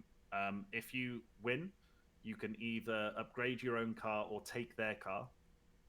If you lose, you're out of the game. So it's a bit of a like balancing act between, okay, I've got a really good car at the moment, maybe level 6 or something. I can see this car in the distance. Oh, he's still only the VW Beetle. I'm going to go over there and beep at him, and I'm just going to knock him out of the game. Right. Or do you play it more reserved and hide away until the very final act, which once there's 12 drivers left, I think, they will put a random point on the map again, and everybody will race towards that. And whoever comes in first is the winner of the eliminator, as it's called. But it's very, very fun. It's hilarious when, you know, somebody who's like level 7 and you're like level 3, they decide to bully you and challenge you to a race, and they are absolutely flying towards the point, then they hit a tree and you just go... It's like the one tree you can't drive through. Yeah, in my little VW driving by, you know, like, and then I get to take their car. So it's yeah, it's really fun. I really enjoy Forza. Just even as just a chill out game. You know, I was gonna say that's like one of the really cool things about the game is that it can be as chill or as intense as kind of you want it to be. Like I have played a little bit of 5. I've played a little bit of 4. But for me, they're very much like games that, like, I'm not really sure what I want to play. I'm going to be going to sleep pretty soon. I'm going to throw on Forza Horizon, and I'm just going to drive through things. I think 2 nights ago, I put on 5, and all I did was just drive. I tried to go as fast as I could in a straight line just through the desert. I just was crashing through every single cactus in my way, and I did that for like 15 minutes, and I was satisfied. I was like, okay, I'm going to go sleep now. And well, it was great. This is a game that will never end, you know, in terms of content. You know, there's so much content in the game as is, and you can make it as hard and as easy as you want. The only thing that will change if you make it really easy, you won't get as many credits for beating the races and whatnot. But they've got multiple different types of races, like road races, street races. You've got off-road races, dirt races. You can make any car good at any of those events. So, you know, you can turn a Lamborghini into this like ultimate drift machine that can, you know, take on dirt, and then you can turn it back into a road car for road races. And, you know, the things that you can do around the map as well, but not in a race setting. You know, you can find big stunt jumps. You can find, you know, lots of little mini games and things around the map that you can, you know, and there's a bit of strategy to it as well. You know, it's like, okay, this jump is placed in an area with lots of grass and dirt. So if I'm using a road car, I'm going to be slipping and sliding everywhere. I'm not going to get up to top speed. So I'll go to the garage, I'll put on, you know, off-road tires, I'll put all of, you know, change the suspension, all this sort of stuff, so then I can fly off this bloody stunt jump and get, you know, the furthest distance. But every week they change their challenges that you can do. You do enough challenges, you get like very rare cars. Also, their wheel spin system, which is basically their loot boxes. You can't actually pay for them with money. You just get them throughout the game by you know, leveling up and completing races, challenges, which is really, really good. And yeah, the wheel spin, there's nothing better than, you know, getting a legendary out of one of their loot boxes, which is like, you know, a legendary in that game is one of the best, like, you know, road cars in the world and whatnot. Don't they have, is one of the legendaries in that game the Warthog from Halo? The Warthog from Halo. Yeah. So that's where I got that. I also made it hot pink. With, you know, you can customize your cars any way you want. You can download liveries from other people but around is the your world, horn, which sometimes are rude. Is your horn the Doom theme song? Yes, so horns as well. In the loot boxes, you not only unlock cars and things, but you unlock customizations for your character. So you can unlock clothes, you can unlock horns for your car, which is just hilarious to have the Doom theme playing as you're passing somebody online. You know, there was one guy. I was doing an online race and I was beating this guy, but it was a very, very close race. and I smashed into a tree and stopped dead. And Oh as he no. went flying past me, he just put the Windows shutdown sound, and it was That's just like do great. do do do. I was like, oh, that Oh, bastard! damn. But it's so funny. It's so funny. It's a great game, and that's why Cool. it's number 3 for Cool. me. And that game is actually on Xbox Game Pass as well, which is Hell yeah! great. Don't have to So pay anything extra to play it. If you got Game Pass on the Xbox or the PC, you can play it, download it. Um, and yeah, just go wild. Just go cool. wild. Even if you're not interested in cars, I know Happy Hippo had a go of it not so long ago, and she really enjoyed it. She can make it as easy as she wants it to. Yeah. You know, for somebody that doesn't really understand the concepts of racing, you know, racing lines, things like that, it shows you on the road where you should slow down, speed up, you know, where you should be on the road before the next corner, things like that. So it's very, very accessible as well. So if you're not even interested in cars, I would still recommend it. Cool. Yeah, I could probably agree with that. I'm personally not much of a car guy, and I do prefer like more arcadey style racing games. But again, I find that the Horizon series is good to just kind of, for me, it's a good game to just throw on when you don't really know what else you feel like playing, and it's fun, it's relaxing, it's like weirdly relaxing, and the destruction in it, I don't know, like I said, I could just drive around for a half hour through a desert and crash through hundreds of cactuses or cacti and be satisfied. It's And the thing is, like, even that being so relaxing and like a satisfying experience in itself, like every time that you smash through something, you're getting points, you're getting level ups, you know, all this progression. So even if Plushie just, you know, decides half an hour I'm gonna just smash through cactuses, well, he's gonna be unlocking wheel spins, loot boxes, you know, getting level ups and all this sort of stuff. You'll probably finish the day with a level up, you know, and new cars unlocked and new clothing items and things, you know, just for going around a desert smashing into cacti. Yeah. Cool. Cool. So then I'm going to go ahead and tell you that my number 3 game of the year is a game that has a 3 in the title, and that game is No More Heroes 3. Ooh. Yes. That's up high. That's up high. Yeah, it's up high. It's not without its problems, right?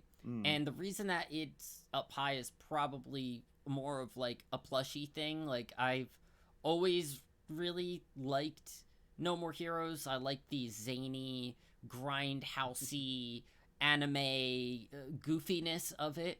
You know, I know it doesn't take itself seriously. But the mechanics that are there are solid. The combat feels good. No More Heroes 3 did like, again, like the story is so bonkers. The story of Travis Touchdown, essentially every No More Heroes game is you're presented with a list of the top 10 assassins, and you're just ranking up. They are essentially a mix of like boss rush style games. Like, you could even compare it to something like Shadow of the Colossus, or even though the bosses aren't like these huge hulking enemies, it still is essentially, it boils down to a series of boss battles. But they also have this kind of like Yakuza format to it as well, with a lot of like odd jobs and mini games and things to participate in. So this, again, very odd jobs.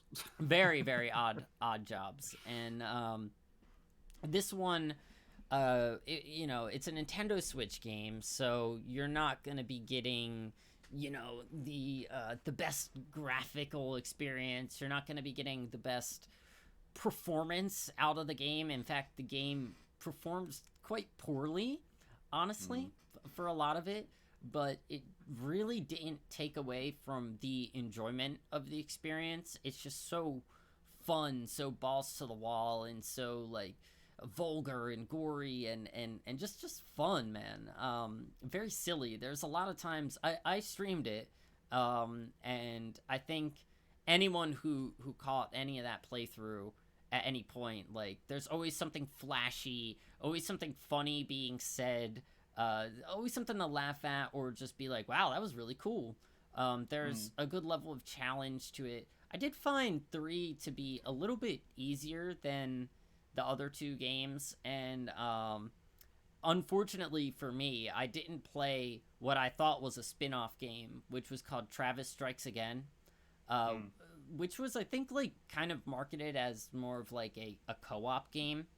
So I ended up skipping over it, but that ended up being like so essential to the story that I did a little wiki deep dive so that I could kind of get everything set in my head. So while No More Heroes 3 might not be a game that I can recommend for everyone because of its poor performance and because of its inside jokes and like how it expects you to know what's going on with the story, it's still colorful, zany, fun enough that it's wormed its way into my list, knocking out some of, you know, the games from the runner-ups and stuff like that. And it's just hard for me not to fucking love it, man. Suda51 has got to be one of the like just most creative. Like, he makes really janky, weird games, but they're all so unique, and there's not really anything else like them. Have you ever played any of his games? Have you played like Killer 7 or Lollipop Chainsaw or any of the No More Heroes or anything from him that you know of? No. I mean, it's always the name that comes up, and I just never have played his games. I think it's because they're all on, you know, Nintendo. I have got Nintendo consoles and stuff, but I'm not really. I don't really play it that often. Okay. And I think that's the reason why. Yeah. He's I think like a bit of an acquired taste. But man, I had a blast playing the game. I had a blast playing it on stream. And I think it just made for a great experience. So while again it might not be the most mechanically and performance like stable game, I really loved it. So that takes my number 3 spot. There's not a whole lot more I can say about it except that instead of battling against like assassins this time around, it focuses on like aliens that have come to take over the world. So same basic format. There's still 10 of them, but they throw enough curveballs at you to kind of make the experience feel different from the other 2 in the series. And yeah, I had a great time with it. So it's in my top list. Love it or hate it. Yeah, I'm glad you enjoyed that one because I knew you were a fan of the games, and I did watch the stream as well. And man, those are entertaining games to stream. You know, especially if you don't know what's coming. You know, and you're just as interested as the streamer in the story and the zaniness of it as the viewers. It's yeah, they were good streams. I'd love to see you play some more weird stuff. Yeah. We'll see. But I totally recommend. I mean, No More Heroes 1 and 2 are available on Steam. I don't know if they are like the best ports, so I don't know how they play and stuff like that. But I recommend them to you because A, they're challenging. You can play them on the hardest mode and kind of like test your limits.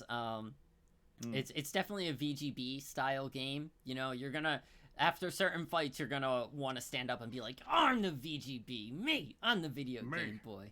So that's what it's all about. So yeah, I definitely recommend if you can check them out. They'll always hold a special place in my heart, and I'm just glad that after playing 3, I didn't think to myself that, you know, damn, that sucked, or like, man, I waited for this game, like, you know. I came out of the experience feeling refreshed, feeling like, I think we've talked about before, like, you know, that feeling when, I haven't had this feeling in a while, but you've just seen a really good movie. Usually you get it when you've gone to the movie theaters, right? And all you want to do is just like talk about this movie to someone else and kind of just like think and ruminate on it and stuff. And that's how I felt after No More Heroes 3. I just wanted to be like, play this game. It was so fun. And yeah, so it's on the list. So that was my number 3. I'm bumping it back over to you. What the hell? Dude, what the hell is your number 2 game? Well, we are getting up into the higher echelons of our list, aren't we? We are with now. Number two, Plushie, you'll be happy with this one. Oh. It's Inscription. Oh, nice. Man, I have a feeling that this isn't your number 1. Dude, but I'm not sure. I was gonna put Inscription on my list, but I haven't beaten it yet. Okay. Ah, damn. So okay. So it's not on your list at all. It's not on my list, but I will preface going. I'm glad that it made it onto your list, and I'm very glad that it made it this high onto your list, because even though it's not on my list, what I've played of it and what I've seen of it absolutely makes it one of the best games of the year. And everyone, if you have access to it, like, you should check this game out. There's not much I can say without spoiling it. So the main aspect of it is it's a roguelike card game, right? Where you've been kidnapped by a serial killer and you're playing against the serial killer. If you lose, he says you're going to die. If you win, then you can escape. You can also get up from the table that you're playing the card game on anytime and look around the room, which has some kind of like escape room style puzzles everywhere, which if you solve them, you learn a bit more about the mechanics and things as you go along, which helps you with the puzzles. But once you solve a puzzle, it can give you an extra item to help you out in the card game. It can give you new cards. One of the most interesting things about it, I think, is if you die, you basically can make a new card which will show up in future decks, right? Which you can name it whatever you want, and it's called a death card. Basically, the serial killer will take a picture of you and basically turns you into a card. But you can take like the health, the attack, the special abilities from other cards, and then basically make a very, very strong card. And they can get very, very strong, almost game-breakingly strong. So, but yeah, I will say that the game, from that explanation, it's not everything is not as it seems. Oh, plus it has emergency squirrels. Emergency squirrels. Yeah, that is one of the famous quotes of your channel. Yes. Emergency squirrels. But everything is not as it seems with this game. Okay, so just be prepared to have your socks blown off. That's all I can say. I'm not gonna go any further into it. It is amazing. It's a really good game. Just look at the reviews. I think it's overwhelmingly positive on Steam. But just go into this game without knowing. With knowing as little as possible. Yeah, it's better to know as little as possible going into it. It is worth, if we're having I think that we could probably have a whole other discussion just about this game and the way that it plays with your expectations, the way that it plays with its own mechanics, and the inspirations that it draws from other games in the same genre or of a similar genre.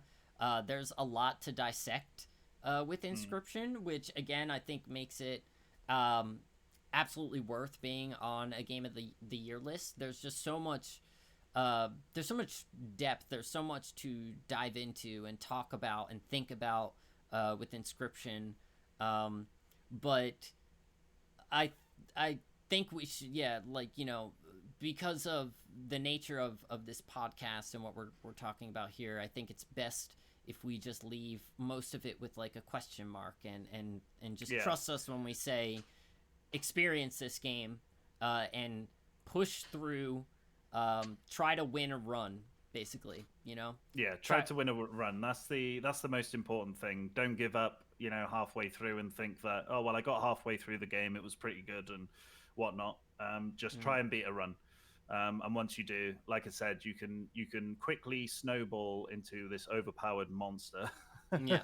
with the card mechanics and how you can make your own cards. So you will get there eventually, if you're not very good at card games. But I'd probably recommend this to somebody who doesn't like card games just for the experience. But yeah. I won't say any more. That was my number 2.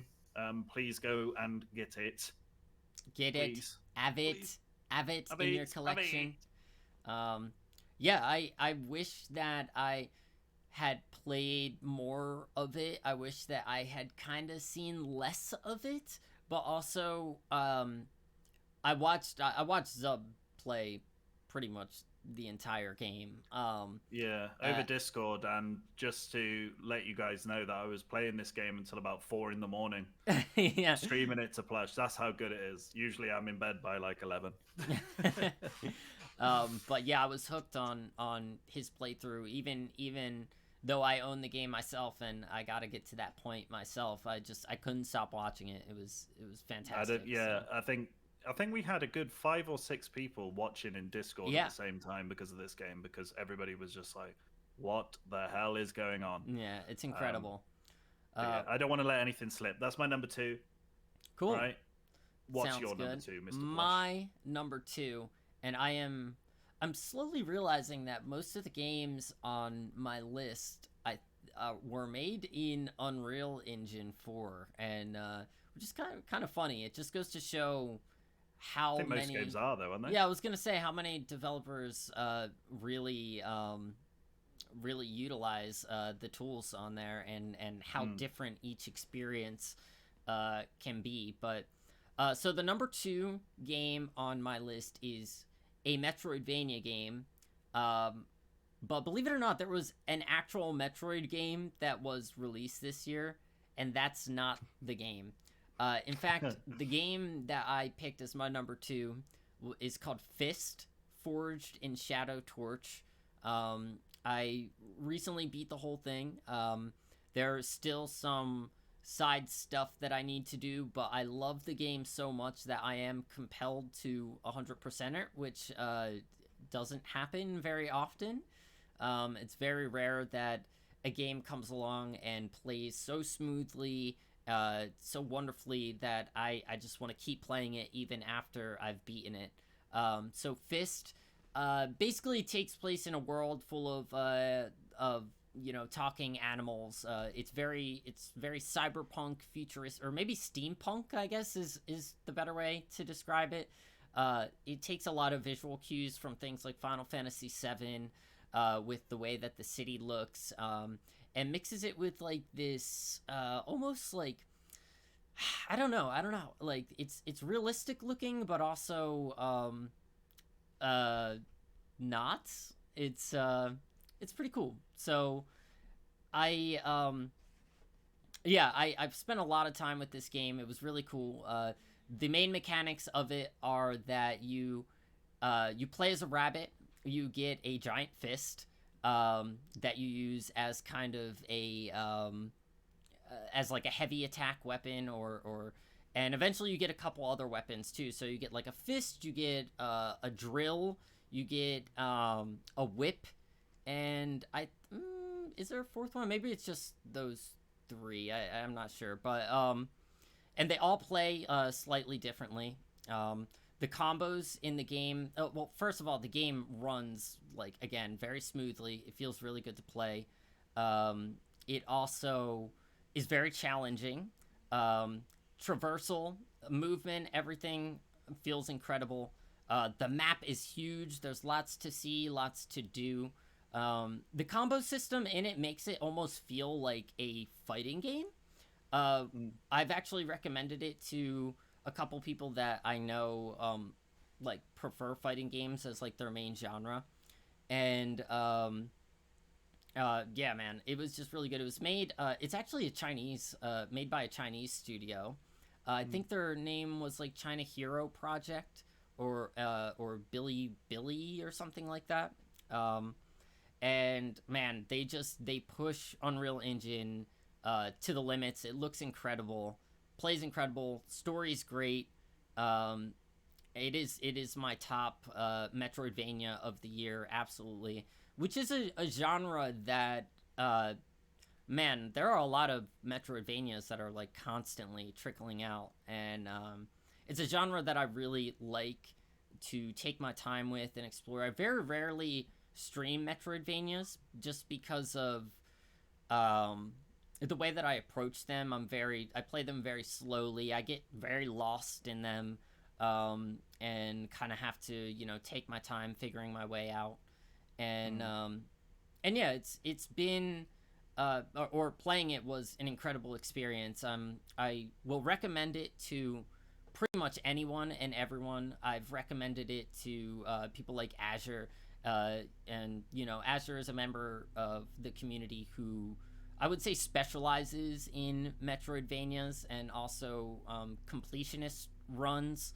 So I want to see people play this game, and I want to see how well they do with it, because the game was challenging too. Some of the boss battles took me quite a while to get through, and yeah, it seems hard. It seems like a VGB Metroidvania for sure. mm, yeah, it was a good one. So the game is not on any like game services or anything like that. I got it for PlayStation 5 and played it there, but it is available on Steam, I think on the Epic Store. I think if your PC can handle it, I've seen a whole breakdown video on how ray tracing is used throughout the game, and it looks incredible. It is gorgeous, man. It's a gorgeous game. One of the best looking games I think released this year, and you got to play it. I would love to see you play it. So that's yeah. I don't need to play more of the games that are on your list, because I just realized that pretty much I haven't played any of them. Maybe my list would have been different if I'd played the ones on your list. maybe, but I like the variety that we've got, or like the differences that we've got between our lists. I am very curious about what your number one is. Yeah, we're gonna get to it in just a moment, but first I would like to know, what is your number one? My number one, you say? Yeah, we're gonna get to it. Oh, my shit. number one of 2021. In just a moment, but hold on. First, oops. What? I accidentally played the stream so that I can. Sorry about that. I can't believe you've done this. Yeah. During my drum roll. Okay. Drum roll. Do another drum roll. Do another drum roll. Okay. It is. It takes two. It takes two. Takes your number one spot. Okay, so why? Why is that? So, if you have played anything from this developer, I can't remember what the developers are called, unfortunately. Ooh, it's an like EA owned. Is it like Hazelight or Hazelight or something like that? I can't remember, unfortunately. They are an EA developer. And this guy does very experimental stuff, which I've enjoyed.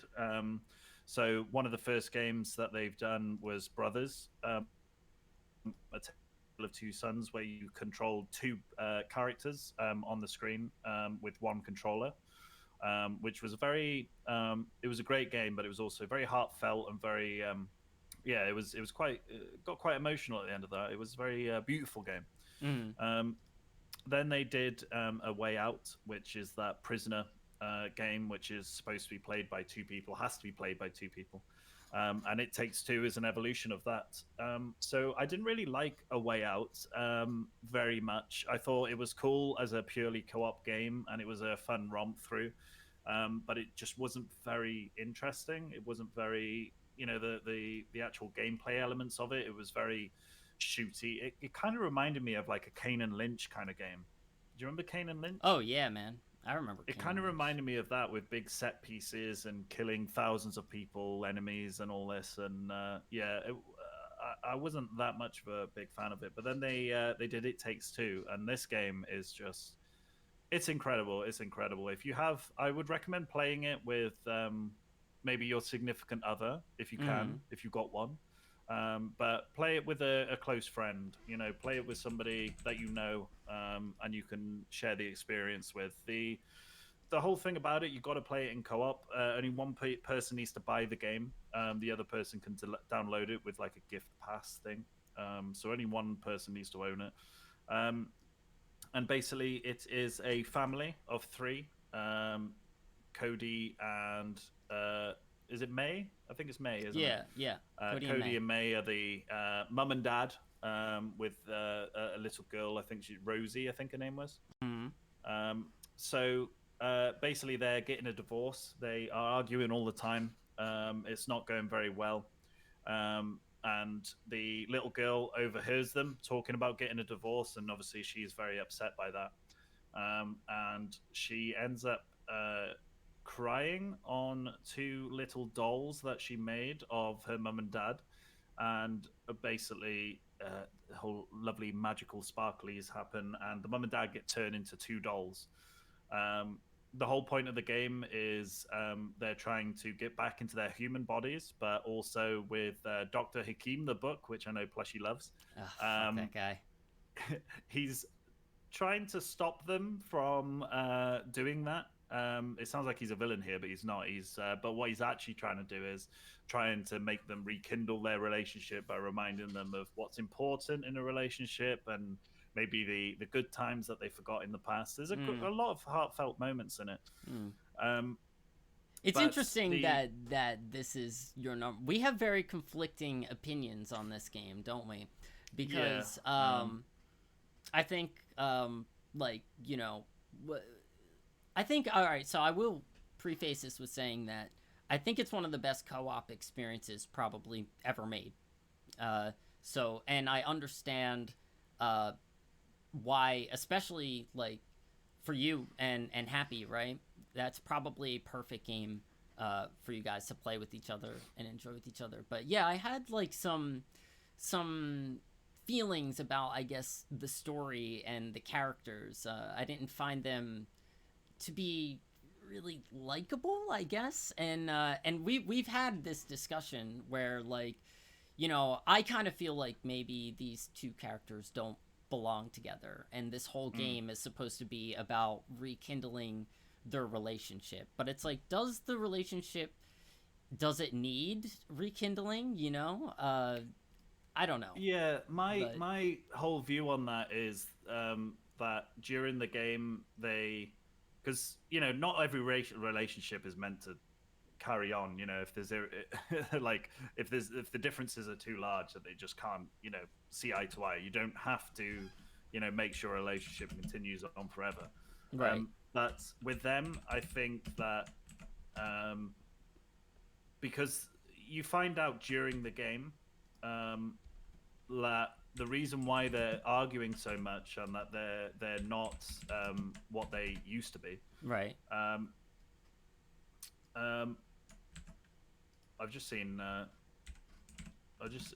People ban. Are you banning some bots in here? I think there's a little bit of trolling that's going on right now. Who the hell is that? Anyway, not really sure. Sorry, it doesn't matter. Yeah, just continue. Yeah. So you actually find out that they've lost sight of what what made their relationship very good before. They're working too much. You find out, you know, that they're not really taking the time for each other anymore. You know, they realize what they're missing in their lives in terms of hobbies and things. They remember going back to a time when it was just them concentrating on each other. So yeah, it's very. I think the story is there. I think they are quite unlikable at the start, but that's the reason why they're getting a divorce, is because they have turned into unlikable people, and then they get, you know, you have that character development and that change. So yeah, it looks like there's a lot of crap going on, isn't there, in your chat at the moment? Yeah, it's all right though. Hold on, I'm almost done here. It doesn't matter. Oh wait, no, never mind. It's still going. Is it follows or? Yeah, just follows. I've got Someone is. Oh, is just... it a hate raid? Is it? No. It's not a hate raid, but we've got someone who is just making multiple accounts right now, and I guess just trying to do a little bit of trolling, but it's okay. I'm not really bothered by it. No. Well, thanks for the views. Yeah, thanks for the clicks. I appreciate that. Oh my. Actually, don't worry about it. Well, I'll take care of it, more when we're done here. But we've still got quite a bit to talk about, so I don't know. Yeah, so I think It Takes Two is extremely enjoyable. I think the main thing that I like about it isn't the story. It's actually the gameplay. It's the variety in it is just incredible. Basically each area that you go to is like an area of their house, which is exaggerated. So you can go through the girl's toy box where you go into like a big castle and all this sort of stuff, and it's very fantastical, very, very cool. But yeah, you're usually given two weapons to use during each area. Yep. Each character gets like slightly different mechanics to work with. So, for example, in the first area, May gets like a hammer, and Cody gets a nail. So you can do things like putting up nails for the other person to swing off, and you can use the hammer to obviously break things and to help out the other person. So it's all about communication, working out what you need to do, and working together to do it. But they change your weapon sets throughout the whole game. So next time you'll have like a sap launcher and then a matchstick shooter where you can blow things up together. But you've got to work together to actually use these items effectively, these weapons. Especially the boss battles. The boss battles are quite particularly tricky in this game.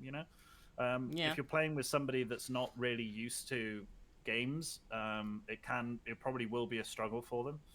But the way that the game is set up, that as long as the other person lives for about a 3 or 4 second respawn period, then you can both come back and you're not going to die. Yeah, they had I think too, from my understanding, one of the characters is supposed to be a little bit easier to play as, but when I played it with my friends, with my friend, it I don't know, it seemed like there were challenging sections for each character. I didn't think one character was necessarily easier to go through the game with than the other. Mechanically, I think that the game, again, like I have nothing but praise for just the mechanics of the game. It's one of the best co-op games that you could possibly experience. The fact that only one person needs to own the game, right?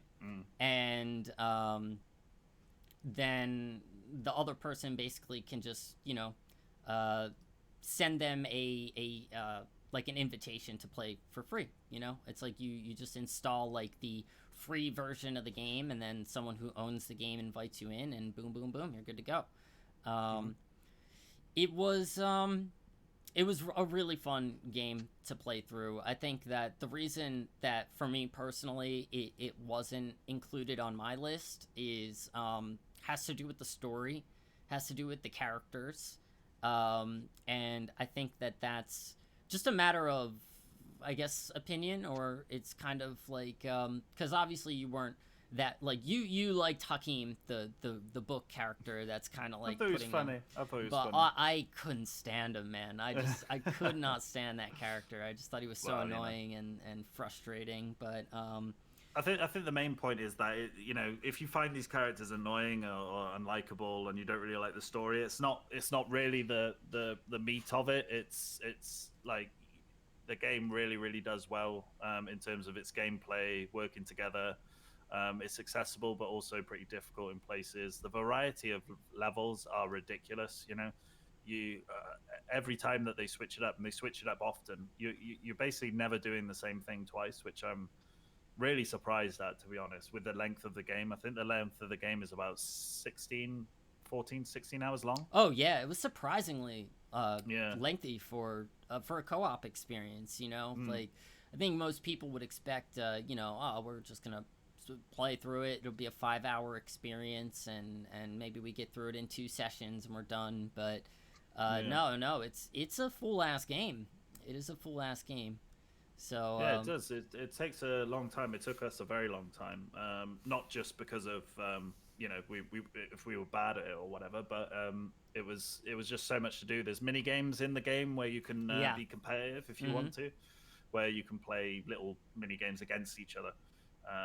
Just for a bit of a laugh. It tracks your scores and things, and there's good little interactions between the characters as well, whether if you win or lose, and you can kind of like, because of that as well, you can see that these two people who are like, getting a divorce and at odds with each other, you can see that they're starting to like improve their relationship by having like, having fun and not letting real life get in the way, sort of thing. So yeah, I thought it was very heartwarming. I thought the mechanics are incredible, the variety, the game itself, the gameplay moment to moment is just great. Yeah, it's just all across the board. And I just saw this is an amazing experience. Guess what game engine that was made in? Unreal. That's it. You got it. You nailed it. How'd you know? I think most people, most games will be, isn't it? I know Unity's taken off a bit, but Unity, yeah, it's so versatile. The Unreal Engine, always has been. Yeah, so cool. That was your number one game. I will now tell you my number one game, and you probably already know what it is because I've talked about this game at length, but it is Death's Door. Yes. A game developed by a little company called Acid Nerve. They've only made one other game that I know of called Titan Souls, which I played back on PS4. It was free at one point, but Death's Door, I had to get it pretty much as soon as it released. And here's the funny thing. You do play as a burb in it. You play as a crow. But when I first started the game, maybe the first couple hours with it, it really didn't click with me, okay? And I think that a large part of that has to do with... It's just a very, very simple gripe, right? There is no map in the game, all right? Now, the game is not very, hard to navigate to the point where you would need a map, but because of the style of game, and I would liken it to being a Zelda-like game, okay? So, because of the way, you'll go through an area, and there might be, a bombable wall, right? But obviously you haven't gotten bombs yet, so you make a mental note, okay, I'm gonna come back to this place and bomb this eventually, but lacking a map started to make it feel very overwhelming. I was constantly passing by things that I knew I'd want to get back to and just forgetting where I was going or how to get back to it. But the more I played the game, the more I realized how it's really not that hard to navigate the map. Most of it is fairly linear. It's more like a looping map system than the areas kind of just keep looping in among themselves. And the game is divided into, I think, 4 major areas, and they don't connect with any of the other areas. They only connect to the hub world, and that's it. So, so it ended up being easier to navigate than I initially kind of expected it to be, and the map issue didn't really make, although don't get me wrong, I would still like a map in this game. The combat is very snappy. The upgrades, you feel that slow evolution of being I can't really do much to being I'm unstoppable, But even when you feel like you're unstoppable, the game does get pretty difficult. There are some of the one of the later boss battles. Oh man, Zub, I thought I was never gonna beat this game. It must have taken me if around 30 tries to beat one of the bosses, and that's not like a huge number, but that's a lot of tries. That's enough tries to. I think that there were points where like I was playing it, losing over and over again. I would turn off my Xbox. I would walk away, and then I would be thinking like, what do I want to do right now? I'm gonna try the boss again. I would just turn the Xbox right back on, and hop right back into the boss battle. So like, these bosses are grueling at points, but always fun. They never get like frustrating. One of the later boss battles, I think, is one of the best boss battles maybe I've played in a video game since Bloodborne. And God, it tells a great story. It's funny. It's beautiful. There's things to do even after you beat the game. That like, man, Sub, it is easily my favorite game of the year. I really haven't played anything on your list. Yeah, you haven't played a single game. Yeah, man. But I could sit here and lay praise on Death's Door for an entire podcast. Maybe when you play it, we can have like a deep discussion about the game. But I don't want to spoil anything for you or anyone else who might be interested. All I can say is you play as a burb.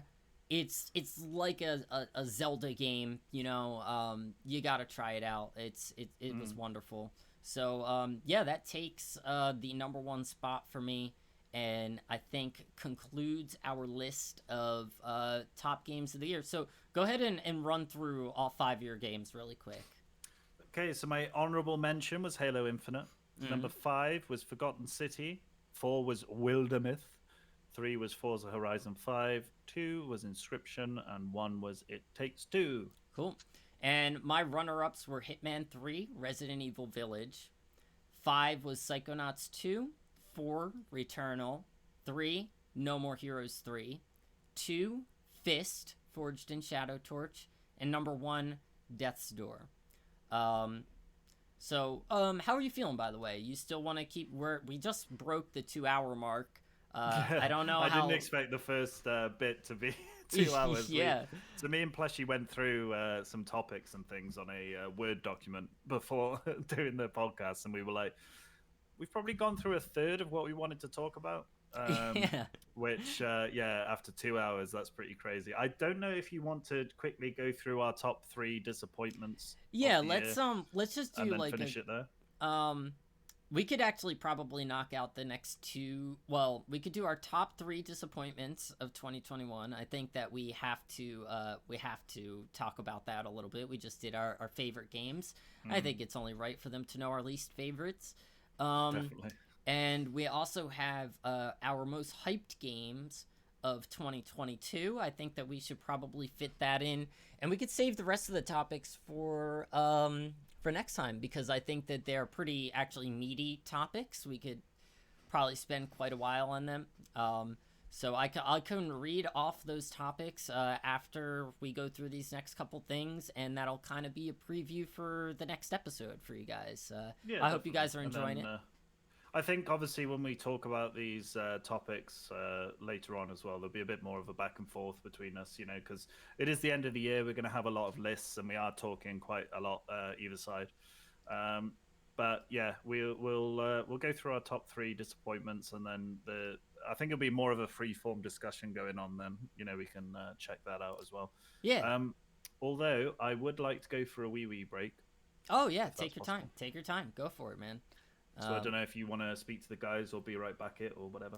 Yeah, well, I will put up a BRB screen, which is this right here. Hold on. Oh, they're enjoying it, Plushie. Oh, thanks, look guys. At them. They're liking it. But don't worry, guys. I am indeed still here. It's just Zub who's leaving. Okay. But good. I'm glad you guys are enjoying it. Thanks so much for everyone who's been hanging out and chitting and chatting. Obviously, we haven't been super, involved with the chat itself, but that's a except that plush dude. You need to drop him. Oh my God, Tondor, please. Um, but yeah, guys, this is it. This is the VGB show. I'm glad that you like listening to us ramble on about our favorite games. I think yeah, as Zub said before, going forward with the next couple topics and even the next couple episodes, there's probably going to be a lot more back and forth. But right now, it's just kind of. I enjoy this. I enjoy talking about games that we've played, and I even had an idea to kind of do some reviews, some little mini reviews that I was hoping to close each episode of this. Me and Zub will pick one game and basically give a little mini review and add a little number score onto it that means nothing except just how we felt about the game itself. Um, the show could evolve as it goes forward. I'm always open to eventually bringing on extra guests and things of the sort. So the big thing is that this is an experiment, you know, and if you guys uh, enjoy listening to it, then it's something that I think that we will keep up with. And yeah, man, I'm really looking forward to how it turns out. So really quick in the chat, um, just tell me what is the best game that you've played this year. Just tell me what your number one game of the year is. I want to know. Experiment is my favorite kind of spearmint. Ooh, I could go for some spearmint right now. Yummy yum. Um, Also, we are creeping forward to that 400 follow spot. So we're getting there. I will give Zubby a little shout out as well. For games released this year, Monster Hunter Rise from Rafa. In general, Hades. Has to be games that came out this year. Well, all the games that we picked on our list did come out this year, but you don't necessarily have to pick a game that came out this year. Like Tondor just said, Yakuza 0 was up there. I'm gonna have to remain with my favorite being Warhammer 2. And neither of those games came out this year, but it's what Tondor played and really enjoyed playing this year. So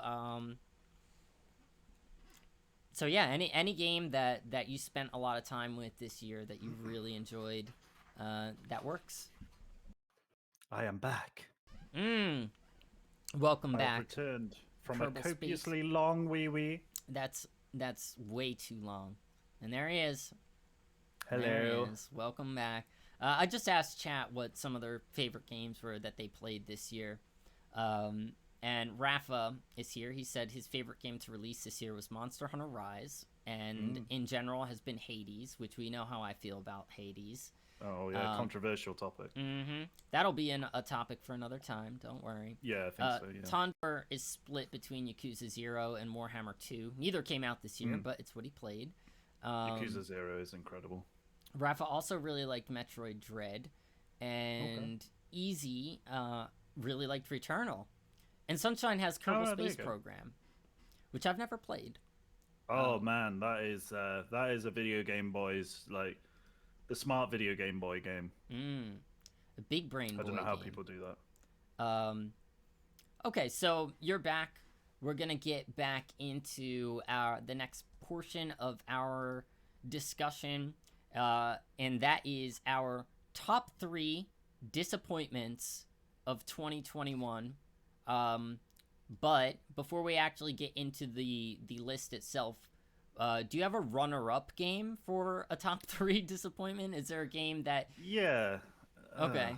And it's gonna seem weird, right? Okay. When I say this, but my runner-up was Skatebird. Skatebird. Right? Oh man. Yeah, and I don't want this to be like, because Skateboard is just a total Skatebird is just a total trash game. Like I wasn't looking forward to it. I wasn't following it or anything. It just released in Game Pass one day, and I thought, well, Skatebird, it looks like a Tony Hawk's game, but with birds as the skaters, right? And they're very realistic, lifelike birds, and they look incredible. The animation of them is incredible. It's very sweet. Mm. And I remember booting it up and thinking, "Oh, this is going to be cool." You could customize your birds. You can give them a little scarf, a little hat, maybe some glasses and things like that.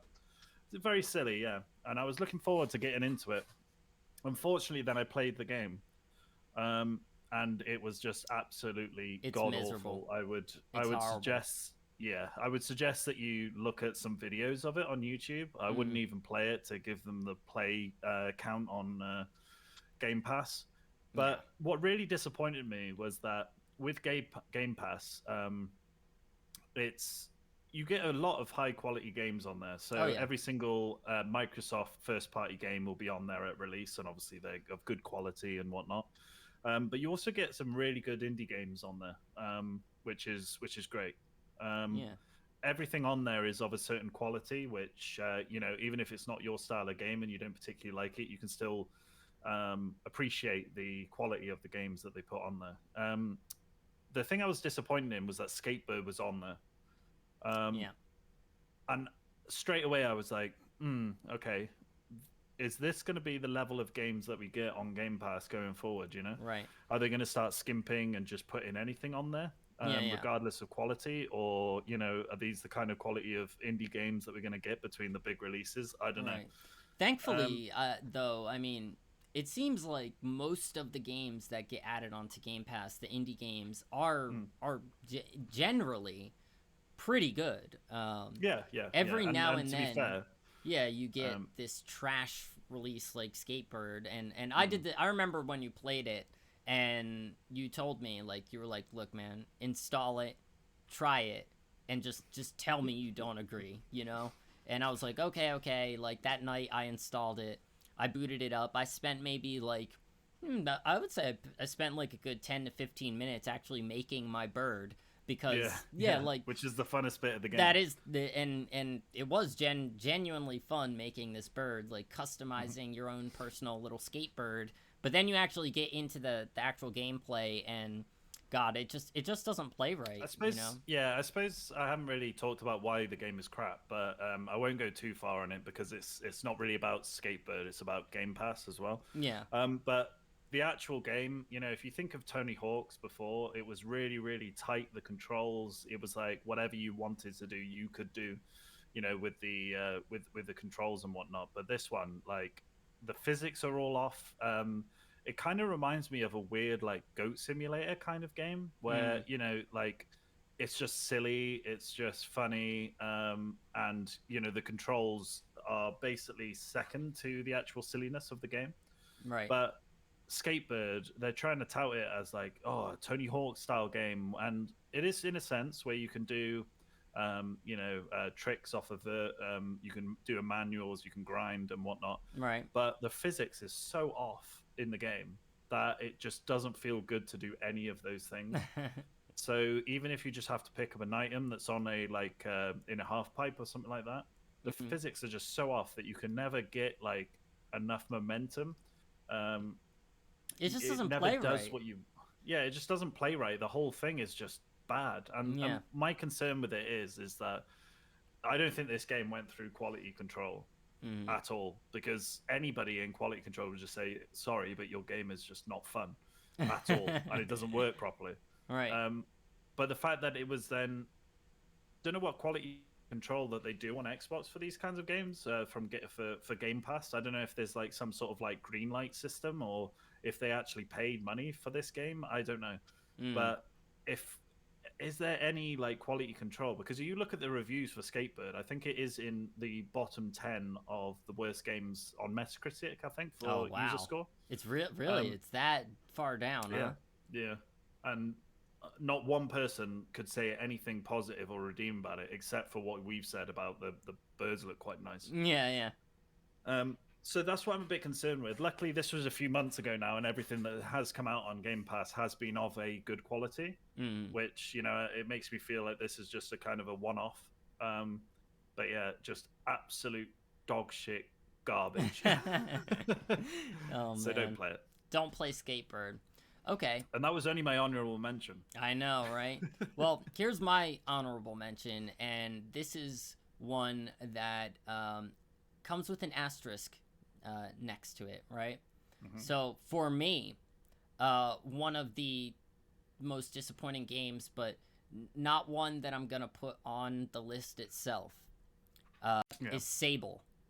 Okay? Oh, okay. And Sable is disappointing to me, genuinely, because love I love everything about it. Okay? I love the chillness, I love the environment, I love the art style, I love kind of like the gameplay. I think it's a very unique game. I'm not gonna dive too much into what the game is or how it plays.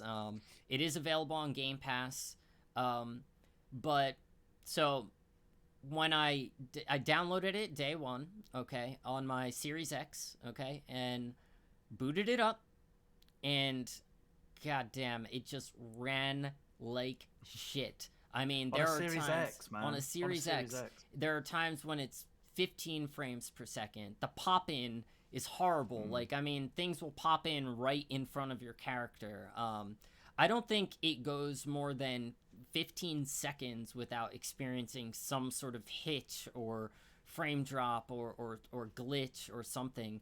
The problem is that this is really only the console release version of the game. Like, I watched you play it a bit over Discord on PC, and it seems like it runs fine, but yeah, I will say that there was a few hitches, things like that during the game, and a few frame dips, nothing to like but on console it is consistent. It is just like consistent. Even if you have the option to limit it from 60 to 30 frames, which I've done, because I wanted to see if that helped.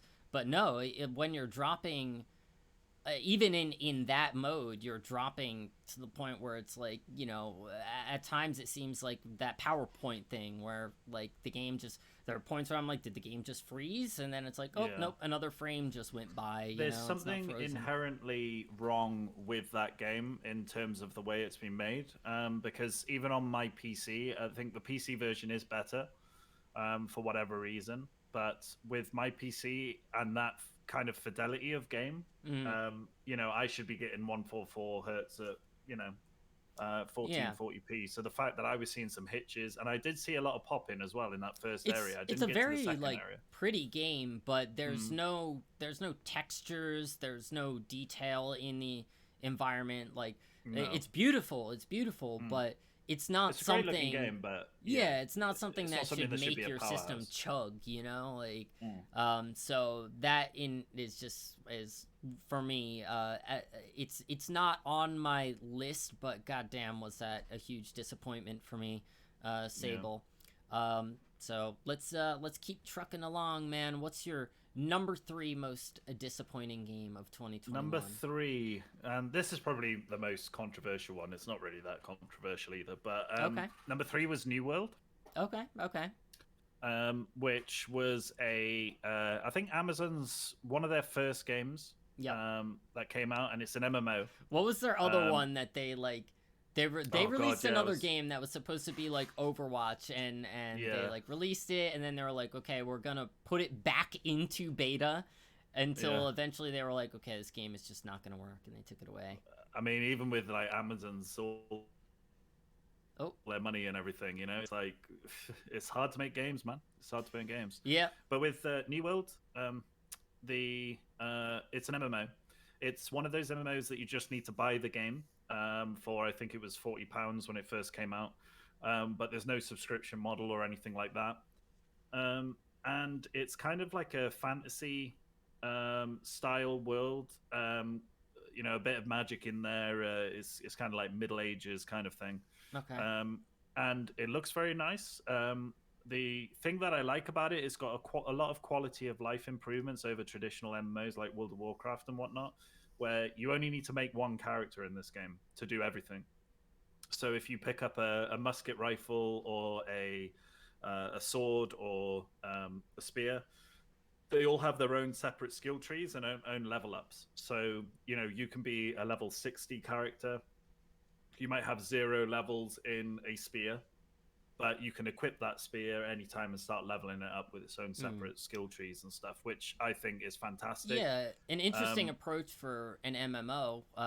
And you'd think that that would, make it not a disappointment. The way that they're shaking things up. Well, the way that the way that traditional MMOs do things like weapon levels, classes, professions, it's always you choose your class at the beginning, you choose your race. You can't change that unless you spend money. Right. You choose your professions, and that's the only thing that you can specialize in. But this one is like you can play any class at any time. You've got to level them up, but you can just switch with a click of a button. Any profession in the game, whether it's wood cutting and mining and all these manufacturing professions, you can do any single one at any time, and they have their own levels ups as well. So it's like if you want to focus on something, you can, and if you later on think, oh, actually, gem crafting or whatever is really popular on the auction house at the moment, I can make some money here. You can just start leveling that up, and it's all dynamic. You don't have to click anything. You can just do everything, which I find really, really good. The problems come in then with the way that it's set up in terms of there's 3 different factions in the game. Yeah. And you have to choose your faction very early on. So you have to, if your friends are playing, right, you need to tell them, right, I'm going to join the green faction or the purple faction or whatnot. When I was playing it, and there was a load of server issues when I first started playing it as well. You'd have to wait about 10 hours to get into the game because there wasn't many servers for it. Amazon again, what the hell? What are they doing? But we decided to join the green faction. Unfortunately, a big streamer came onto our server and joined the purple faction. But you're the big streamer. Well, I did get a lot of hate as well in that game for having TTV in my name, but that was another story. But a big streamer with about 500 people came in and joined the purples and basically took over the whole map. So then suddenly people of my faction, there is PvP in the game. So 90% of people that you would find in the world would be purple faction guys. So if you wanted to do PvP missions, they would just all run around with the streamer, and they would just 10 versus 1 sometimes.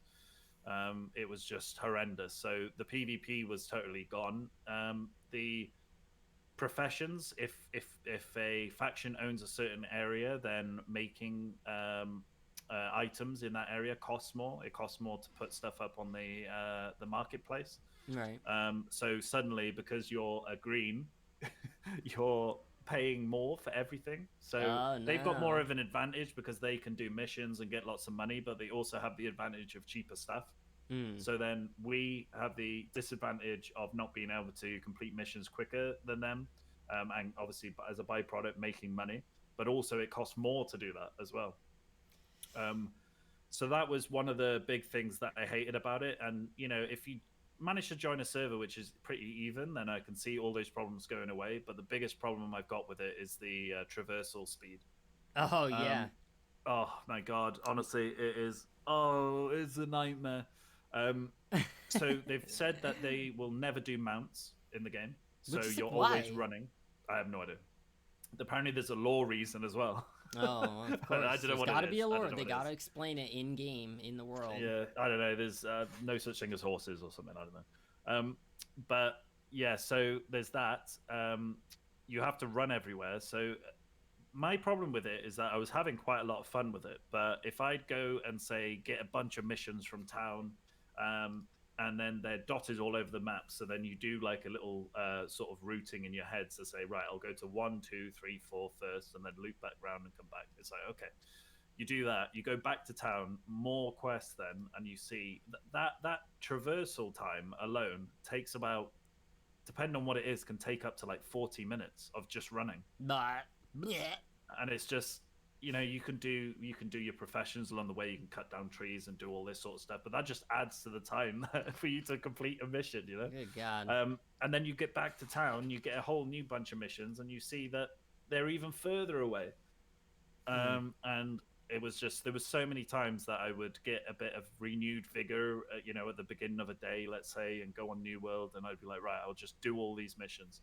I'll get a whole new set of missions, you know, maybe an hour later, and I'm like, nah, I ain't doing that. I ain't doing that. I ain't doing it. And the problem, they try and alleviate this problem by having a fast travel system where you can only fast travel to shrines or towns, but they're so far, you know, they're so far apart that you're still, you know, half the time you won't find somewhere that's close enough for you to finish the mission quickly anyway.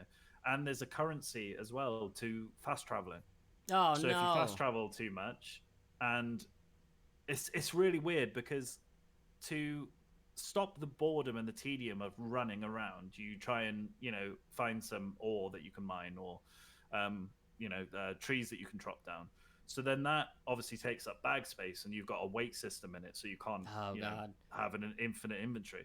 But it costs more to fast travel with full bags than if you've got nothing in your inventory. So suddenly you fast travel 3 times, you can't fast travel anymore. So yeah, I was just like, that's why it's a disappointment for me, is that they've got the basis there of something good. Like the dungeons are really fun, the gear's really fun, the way that they do the class systems, you know, all the quality of life changes. I honestly think that a lot of effort has gone into this game, and thinking, well, look at Final Fantasy 14, look at World of Warcraft, and, you know, what do they do wrong and what do they do right? And they've got all that stuff that they do wrong and chucked it out the door, except for this bloody simple thing. And it's like, I honestly think that it's just, we haven't got that much content at the moment, so why don't we just make everybody run everywhere to slow down their content progression, you know? Yeah. So that's number 3 for me. And I haven't gone back to it since, because I just think all the time of this, of the fact that I have to run everywhere. I just won't do it. That's a big turn off. Yeah, if they introduce mounts, I might go back to it, but we'll see. That's a problem that I've always had with kind of just open world games in general, is that there's so much empty space. Like, I played Assassin's Creed, the newest one, the Valhalla one, right? And you know, feel how you want about the series. Like, you know, I thought it was like an okay game, but the majority of my playtime in that game was just running from one spot to the next with nothing going on in between, you know?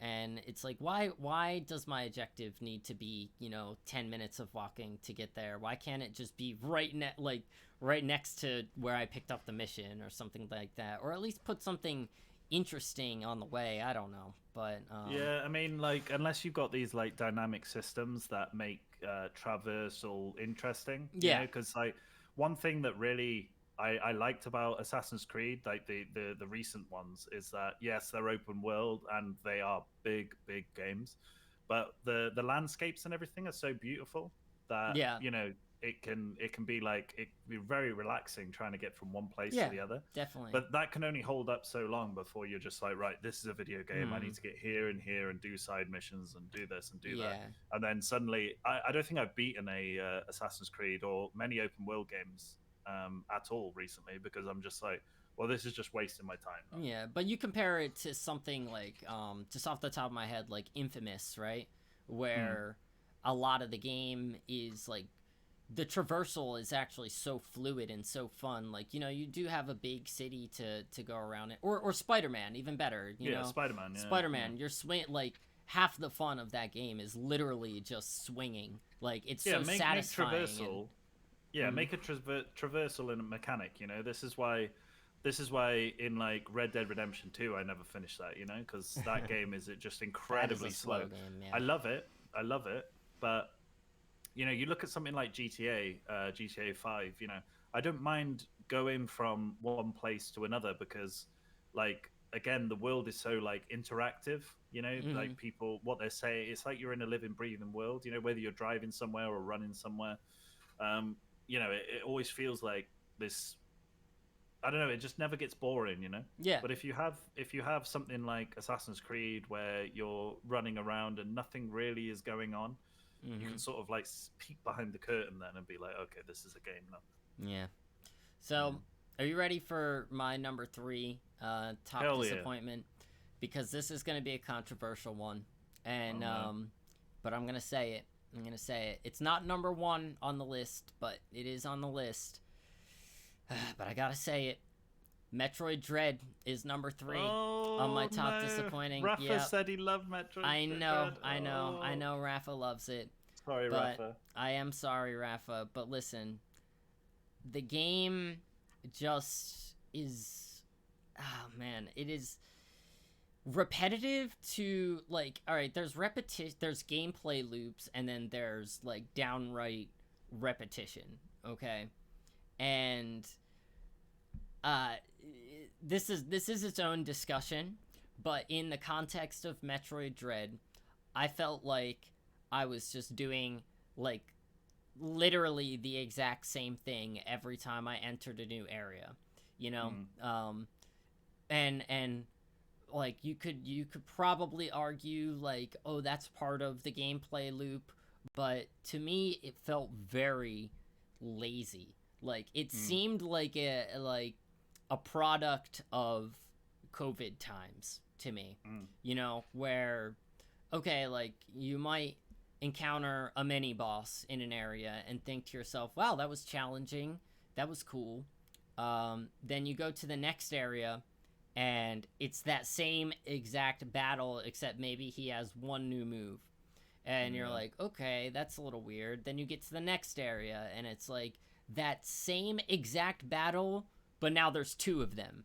And it's just like, man, I played so many Metroidvanias over the last year, the last 2 years, and they're one of my favorite genres of game. To play a game that is a Metroid game and step away from genre. that inspired the genre and come away from it thinking like this is just so much of a lesser product than the games that it inspires, you know. It was really, really disappointing for me. I'm not. Do you think that's an issue with Metroid because they've kind of just kept the same formula and mechanics for well since the early ones? Yeah, I mean, like, you know, the abilities and stuff that you're getting throughout the game are pretty much all the same abilities you would get in any of the other Metroid games. And it's not something that I want to necessarily lay at the feet of the franchise, but it feels like one of those like something that it's on the developer, it's on Nintendo, it's on the team that developed it. Like they didn't do enough new in the like. There are new elements in this game, right? Like the stealth. The dread portion of the game where you're being stalked by these robots are genuinely intense and fun, but you do it so many times and you the way to beat it is always the exact same as the last time you did it, you know? I don't know. It just it to me it feels like one of those games where I was like, damn man, Nintendo, you've got to evolve. You know, you had some good ideas, but again, I don't know if maybe it's because of the time frame that it was developed, where, you know, obviously there's a pandemic and working conditions and blah blah blah. But the fact of the matter is that for me, and I'm so surprised that that it's topping a lot of people's Game of the Year list. But for me, it just I really did not enjoy it. It maybe took me. It's a pretty short experience, which is not like a flaw or anything. I got through the whole thing over the course of a couple days, but I just didn't enjoy it, man. It was not there for me. It's a shame as well. It's a shame. Yep. Metroid, you know, me and you are both fans of Metroidvania style games, and the fact that the one of the OG big boys is, you know, sort of almost stagnating behind is a bit of a shame. I haven't played it. But if you do play it, I'm sure that we could probably have a pretty deep discussion about it. But yeah, that's my number 3. So what is your number 2 most disappointing game? Number 2 may not be that much of a shock for you, Plushie, at least, but okay. Battlefield 2042. Okay. is my number two. Mm. And it was a big heap of number two. That's oh, man. Ah. So my relationship with the Battlefield games is like I absolutely love them, but they annoy the shit out of me Yeah. so much.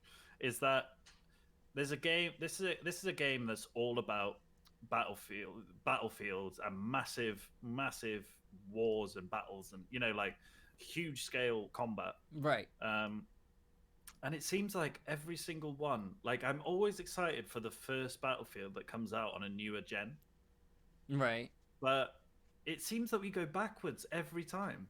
So like if you look at say Battlefield 1942 that I played, God, back when I was a kid, and it was just so good, man. The maps were huge. There were 64 players on a map. Mm. And this is what Battlefield should be. But imagine when the graphics get better and the animations and things like that. Right. You then go through to my next favorite one, which was Battlefield Bad Company 2.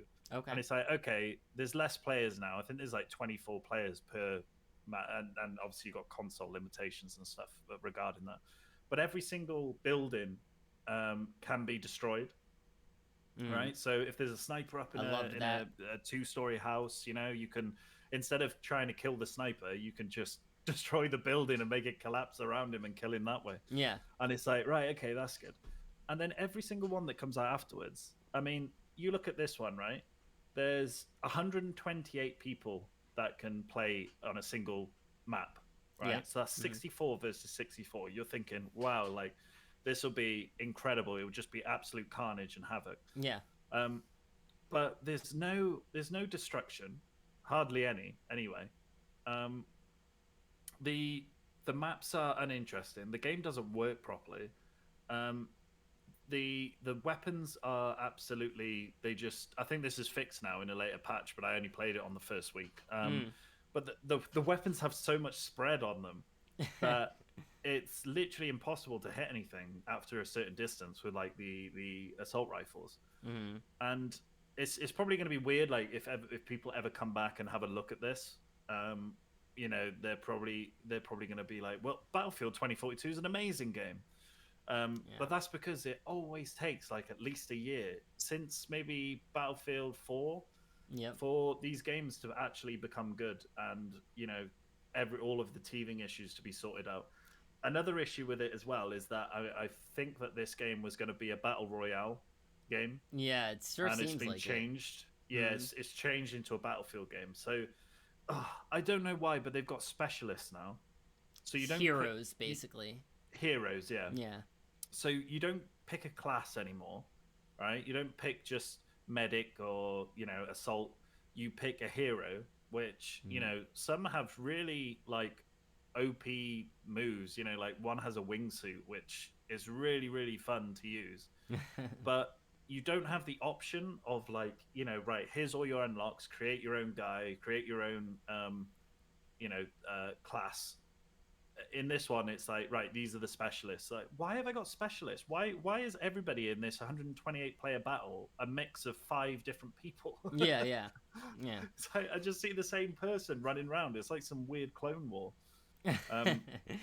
But the one thing that I will say about this game, and I think that there's been a lot of firings and a lot of things that have happened within EA since the launch of this. I don't know if you read up on that today. Okay. No, I missed that actually. Yeah, it's shit's going down in EA, let's say. But the one shining light about this is Battlefield Portal. So Battlefield Portal basically takes every single Battlefield game. Well, I say every single one, but most of them. And you can make your own game mode. So you can have the guns, the classes, the maps from, say, Battlefield Bad Company 2. You can throw Battlefield 1942, enemies, weapon, or like and vehicles. That is neat. That is cool. You can do whatever you want in there, and it seems to be quite customizable as well. Because I've seen people make battle royale game modes in it. Okay. I've seen a lot of like infection game modes, things like that. Yeah. And it was just so weird for me to play Battlefield Bad Company 2 again on my PC with all these new graphics and everything. Yeah. It's just a shame that Battlefield 2042, the actual game, the actual new Battlefield, it's just like It's a mess. yeah, it's just It's a just mess. like, I just can't fathom it. I like We this got Squares of Squaresoft Golden JRP. Oh god, I can't say it. Golden JRPG era. Mm-hmm. Oh right, yeah. Why can't I read today? Battlefield 2042 has more destruction than even Bad Company 2 had. It's destroying the whole franchise. Joking aside, this was the funniest thing I read about it. Yeah. Oh man, yeah, That's a good it's one. totally true. And I think if you read up on some of the news about Battlefield today, they're like basically talking about what they're going to do going forward with the Battlefield franchise. And they were like, our top priority is making Battlefield 2042, work. Make it good. Yeah. But then they're starting to talk about the next games now, and they're saying the Battlefield universe. I'm like, what universe? Why? Yeah. Why does Battlefield need like a whole like Marvel cinematic universe like interconnected thing? Like, I'm just like, what are these people doing? Like, I don't seriously. know. And they're talking about, Battlefield's a great tool for great storytelling and all this. I'm like, no. Nobody's playing Battlefield for the story, Yeah, I mean, I know that they've done like some interesting single player modes in the past, and Bad Company is one of my favorite great, FPS games, but that's not why people are picking up Battlefield 2042 to get a great storytelling experience, Yeah. But I just don't think that we're ever going to get to a point, because they always, with each new game, they're like, right, let's make the graphics incredible, let's make the more and more players like in there, and then suddenly you've got so many players, you've got so many graphical improvements that you're still nowhere further than Battlefield 1942 was all those years ago. Because what have they got left to work with? They've just completely oversaturated the game, making it this powerhouse that you need like a bloody 3090 PC to bloody run it at 60 FPS. Yeah. And then suddenly you've got no destruction anymore. The game doesn't work properly. The game actually improves if you lower the amount of players. So if you go into a Portal game with like 24 players in it, the game actually improves. Wow. In terms of hit registration and just obviously on your PC as well. I could get like 70 FPS, I think, in a Battlefield Portal round with low players, which still isn't that good. And then it's chugging like mad in a 128 player game. It's just like, why do this? Just it's that's EA. I'm really annoyed. You can probably tell. Yeah. Well, okay, so that's understandably number 2 for you. Similar, not well. Okay, so I'm not a huge competitive multiplayer game player. That's why Battlefield, Call of Duty, that shit, I never play it, I'm never on board with that train. I have no interest in it. What I do like is more cooperative experiences, although I think that the state of like live service games is complete shit right now too. I don't really like any like live service games. I've never really been super into Destiny or anything in that genre. I never played things like Anthem. It seems like more live service games flop and fail than actually succeed. Because the business model just doesn't make sense. If everything's a service and you're expected to play this game multiple times, or like daily to make sure that you're keeping up with everybody else. So there's only so many games that can actually do that, Yeah. And that's what's making me upset about the preservation of gaming as well, is that there's every week there is a different version of this game that comes out that you one day will never be able to go back to. Yeah. Like the original Destiny on day one. Can we go back to that? Nope. Is there something out there that somebody saved the patches or the game in that current state? Does that exist? I don't know. And it's like every single person's perception of these games. Like I play Battlefield 2042 now, today, and I think it's rubbish. But because it's a service, 3 years time, people are like, Battlefield 2042 is the best game ever. Yeah. And I'm like, no, it's crap. And they're like, no, it's amazing. No. We're talking about different games, you know? Yeah. Well, this game was advertised. I swear that they were hammering it in like, this is not a live service game. And I'm thinking to myself, okay, not a live service game. It's co-op. It's on Game Pass day one, so why not try it out? And the game is Outriders. Okay. Ooh. Yeah. So I mean, it's not something that I was like, just like super hyped over to begin with. For me, it was just like, oh, here's a game that a lot of my friends are interested in. It's cross-play on everything, right? So no matter what you pick it up for, if you have friends that are playing it, you should just be able to play it with them, no questions asked. But yeah, so I downloaded Outriders on day one, booted it up, getting ready to cross-play it with a friend who was on PC, and then another friend who was on PlayStation, and I'm playing it on Series X, and lo and behold, the game is broken on day one. Crossplay doesn't work, okay? And on top of that, the game it was just not very fun to play by yourself, so I said, okay, I'm gonna wait 2 weeks to play this game with my friends. 2 weeks go by, crossplay gets fixed. I team up with a couple friends, and then like every couple minutes, someone is getting dropped from the game. Or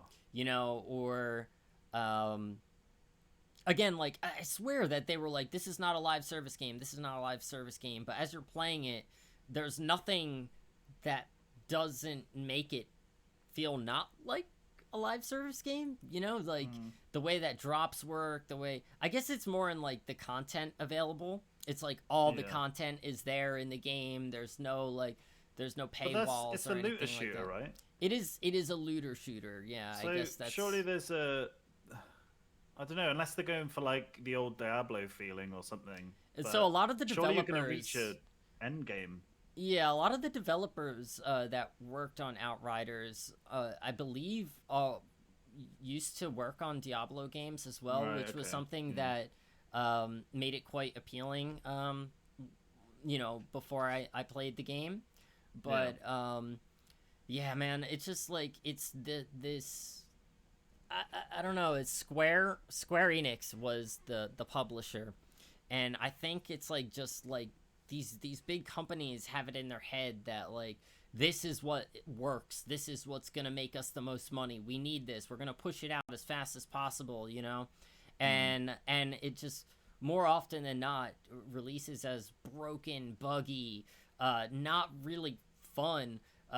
For Square themselves, within a span of 2 years, or over 2 years, have released 2 games that have flopped just as equally bad, that were supposed to be like live servicey, with Marvel Avengers, which was just and then Outriders coming right after it. It's like even things like with EA when Anthem came out, and it was just like a buggy mess and blah blah blah, no one had liked it, whatever.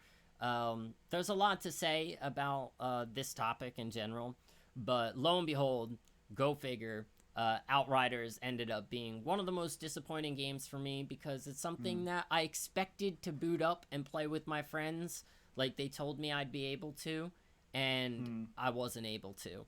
And I think both me and my friends, we had nothing compelling us to eventually go back to it. It's just after that first couple weeks were over, we were finally able to play it for a while, right? For a couple hours, like let's say we played like 5 hours of it. And after those 5 hours, none of us ever played it again. So I just never hear about that game, Like, it's just, I remember when it first came out, and then, I heard of all the issues and everything. And to be honest, I couldn't have another games as a service. I think I was playing Destiny 2 at a time. It's like, how do I do Destiny and another kind of looter shooter game, It's you can't really even have multiple that you're engaged in. Like I would think it's like the same way with with like MMOs and stuff. Like it's hard to really have multiple that you're playing at once. That precedent that live service games have set. This is from Squaresoft Golden JRPG era. Have set is that it's acceptable for devs to release half-baked games or games where content has clearly been stripped out to serve as future paid DLC.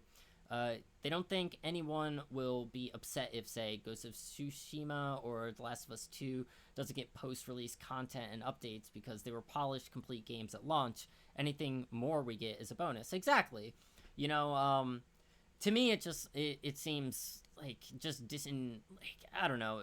For live service games, to me, just seem like, you know, how can we get the most out of these guys? How can we get the money? You know, like there's huge problems with them as well. Just in the if they go on for any long amount of time, then the problems start to present themselves. You look at Destiny 2 nowadays. So there's surprisingly a lot of lore in that game. And a lot of the lore is directly, you know, tied to the expansions and things that come out. But that game is getting huge, right? So they're starting to vault stuff. So basically, and when you say huge, you actually mean like install size huge. Like, yeah, install size takes a huge, lot of space. So I think it was up to like 150 gigs or something at one point, and That's it was just crazy. getting ridiculous. So like these games are getting really, really big in terms of their file sizes, and they take it out. But then when somebody new joins, so in Destiny 2's example now, you can't play the original campaign in Destiny 2, so you don't know anything about any references to the Red War and all this sort of stuff. You can't, you know, it's not there anywhere in the game. You know, you can't play Forsaken, the expansion, because they vaulted that as well. You know, and you're being dropped as a new Guardian, and you don't have a clue what's going on. That's crazy to me too, that like a DLC, right, that people paid for to play gets vaulted. It wasn't that long ago. You know, yeah, it wasn't that long ago like, either. It's crazy. But this is again another topic for we're coming up on 3 hours. I think that these are all great topics, all things that I want to dive into again. And we're definitely I think we're gonna try to keep consistent with this. I don't know how often this podcast is gonna happen, but I've really enjoyed this conversation with you, Zub. I think that it's been great. So likewise. Let us move on to our most disappointing game of 2021. And I think after this, we'll quickly just go through a list of games that we're hyped for next year, and then we'll call it there. Yeah, that sounds good. So, Zubby, tell me, what is the worst game of the year for you? The worst game of the year for me is, and I don't know if I've got this title right, and I feel like this might be your number one as well, but it's GTA Remastered Trilogy Definitive Edition, or whatever the hell it's called. Yeah, so my number one is GTA San Andreas Definitive Edition. I didn't play the other two in the collection, but okay, so we both have the same game for our worst game of the year, essentially. So, yeah, I'm a massive fan of the PS2 GTA era. GTA 3 was like just changed my life and changed what I thought gaming could be, you know? Yeah. GTA 3 was just like the first game that I played with like a living and breathing world, and you know, you can do anything you want sort of thing. And it was incredible, and because of that, with Vice City as well and San Andreas, and the way that they improved on those games very, very quickly. I think there was only a year between them both, wasn't there? I think so. Yeah. So it's those games deserve a lot of respect, right? In my opinion. And I know that they've been re-released on, you know, the portable PlayStation and the mobile phones and stuff like that. But everything, yeah, whatever. Yeah. But the fact that they're touting a, you know, definitive edition of these games, I was very, very excited, and I thought that they would port them to, you know, maybe the latest Unreal Engine or whatever, you know, like make it really, really put lots of effort in with their money, you know, that they're getting from GTA Online. That deserves respect. It is in Unreal Engine 4 that they've ported it into. But the versions of these games that they used And who know, my assumption is they don't have the source code of the games anymore, but these are the mobile versions of the game. The mobile phone versions of these games were the ports used as the basis for this remastered collection. Problems only present in the mobile phone version are present in this one as well, right? Yes. That's how they found out about it. Yeah, and again, I've only played the San Andreas Definitive Edition. It is on Game Pass, so I did not spend money for console only. So I didn't spend any money to experience it, but I had to experience it. I've never played San Andreas. Is probably the only GTA game I've never really played and experienced all the way through. So I did a little experiment. I said, before even the news, like, I think I had it pre-installed, right? I was actually quite excited to check it out. And then, of course, release day came, and suddenly, the internet was flooded with news of just how shit these releases were. But I still said to myself, I'm gonna play this. I'm gonna try to experience this as someone who's never played San Andreas before, and I'm just going to do my best. But my God, there's no denying that it is horrible, man. Between things like, oh man, it just seems like an unfinished game. There are points in the map where I think I was driving at one point and my car just fell through the earth into the void. There was nothing I could do about it. Textures are, if there's any grass texture on a hill, okay, and you get close to the hill, that you can see that grass texture is not actually attached to the hill. It's like floating above it. It's horrible. The rain, I think this might have been fixed recently, but the rain textures for when the game first released were it was like it was raining like shards of light, of like just pure white light, and there was so much of it that you couldn't play the game. You couldn't tell what was going on. There was a certain mission actually that I hit in San Andreas. Maybe you remember it. You go to the kind of like a construction pit, and you need to run around and collect a bunch of dynamite basically before it explodes. And it's programmed in the game that it rains during this mission. So when I tried playing it, I could not see what I was supposed to do. I had to stop playing the game until this rain texture fix came out, and I was finally able to like get through it because I could see what was happening.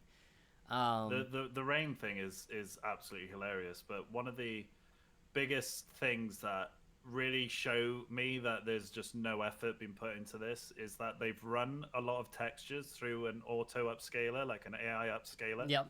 And obviously there's a lot of words in the game on textures, right?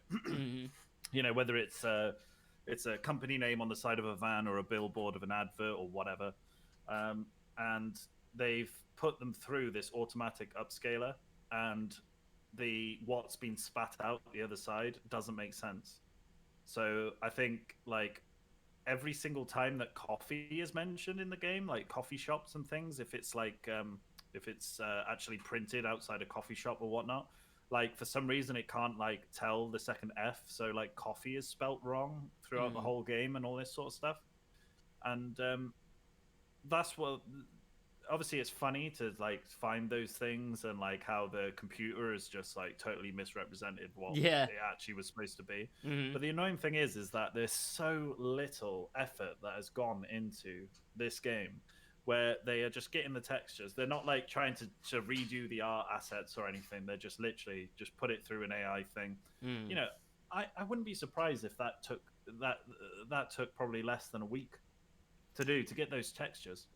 You know what I mean? And I'm like, guys, with all the money and everything that you'll get, like, these are what put your company on the map, right? Yeah, we're talking about these games. Rockstar, who makes some of like the biggest budget, most beloved games of all time, and these are their crown jewels. These three games are these are the games that made Rockstar. This is what kicked them into the stratosphere, right? Like these are what probably their most important games, like for their company, right? Yeah.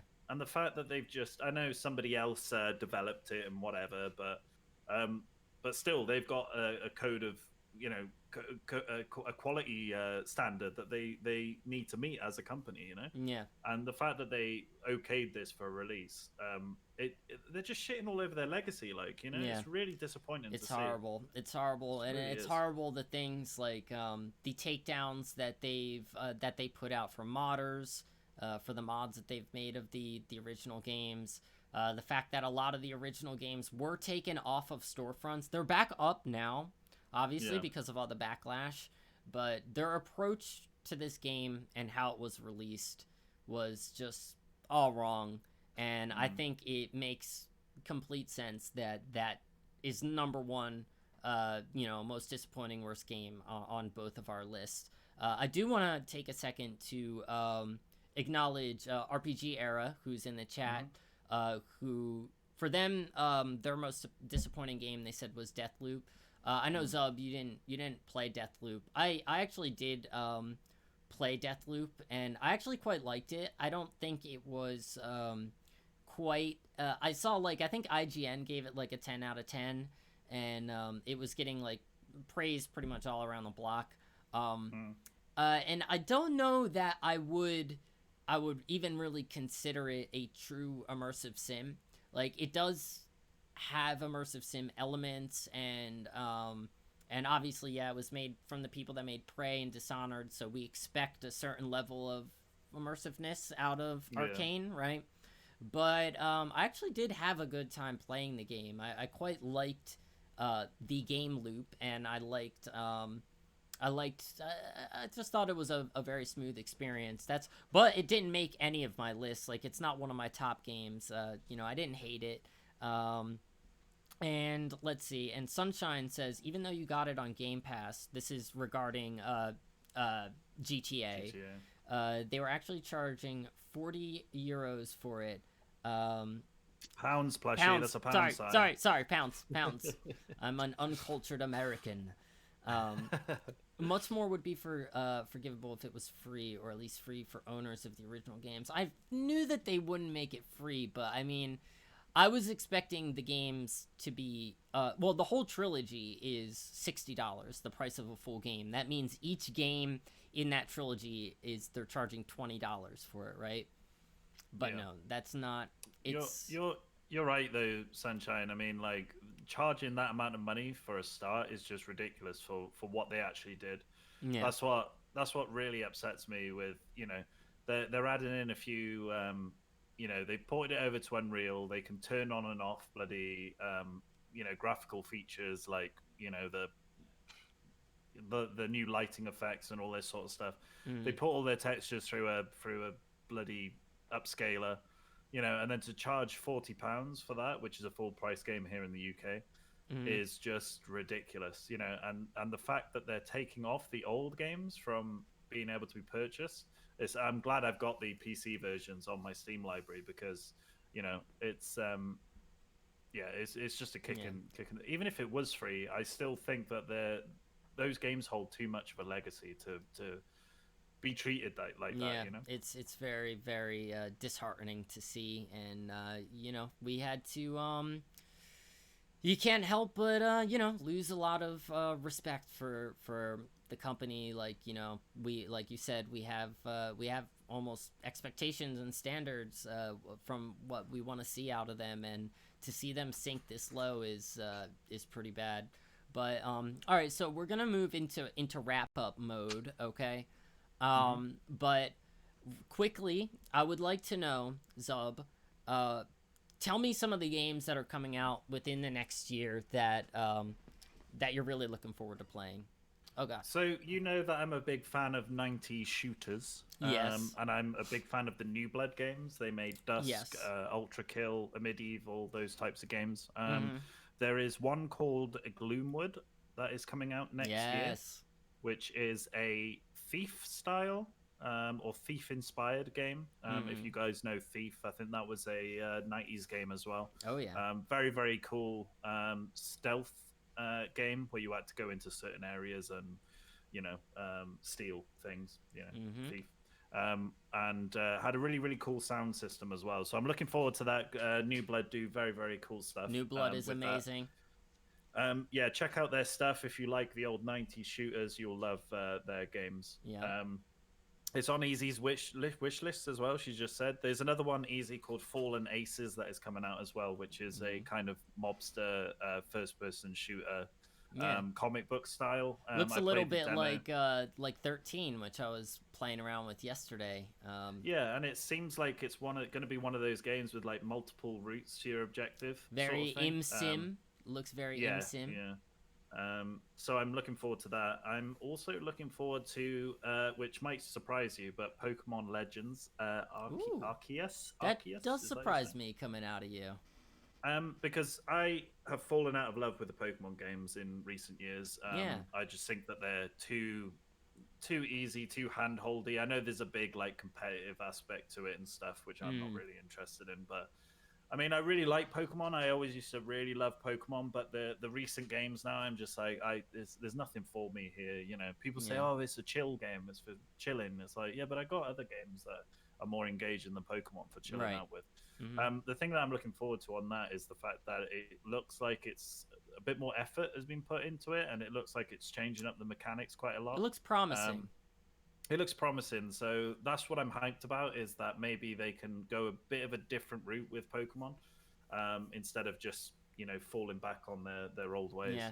What was it we said, that Pokemon game, the story modes are essentially just a giant tutorial, and you know, you don't get to really experience all the game has to offer until it's over, and there's no reason to really experience more and it's of pretty it, much over then anyway. So you get past the tutorial, and that, that's it. It's game over pretty much, unless you want to catch all the Pokemon and all that sort of stuff.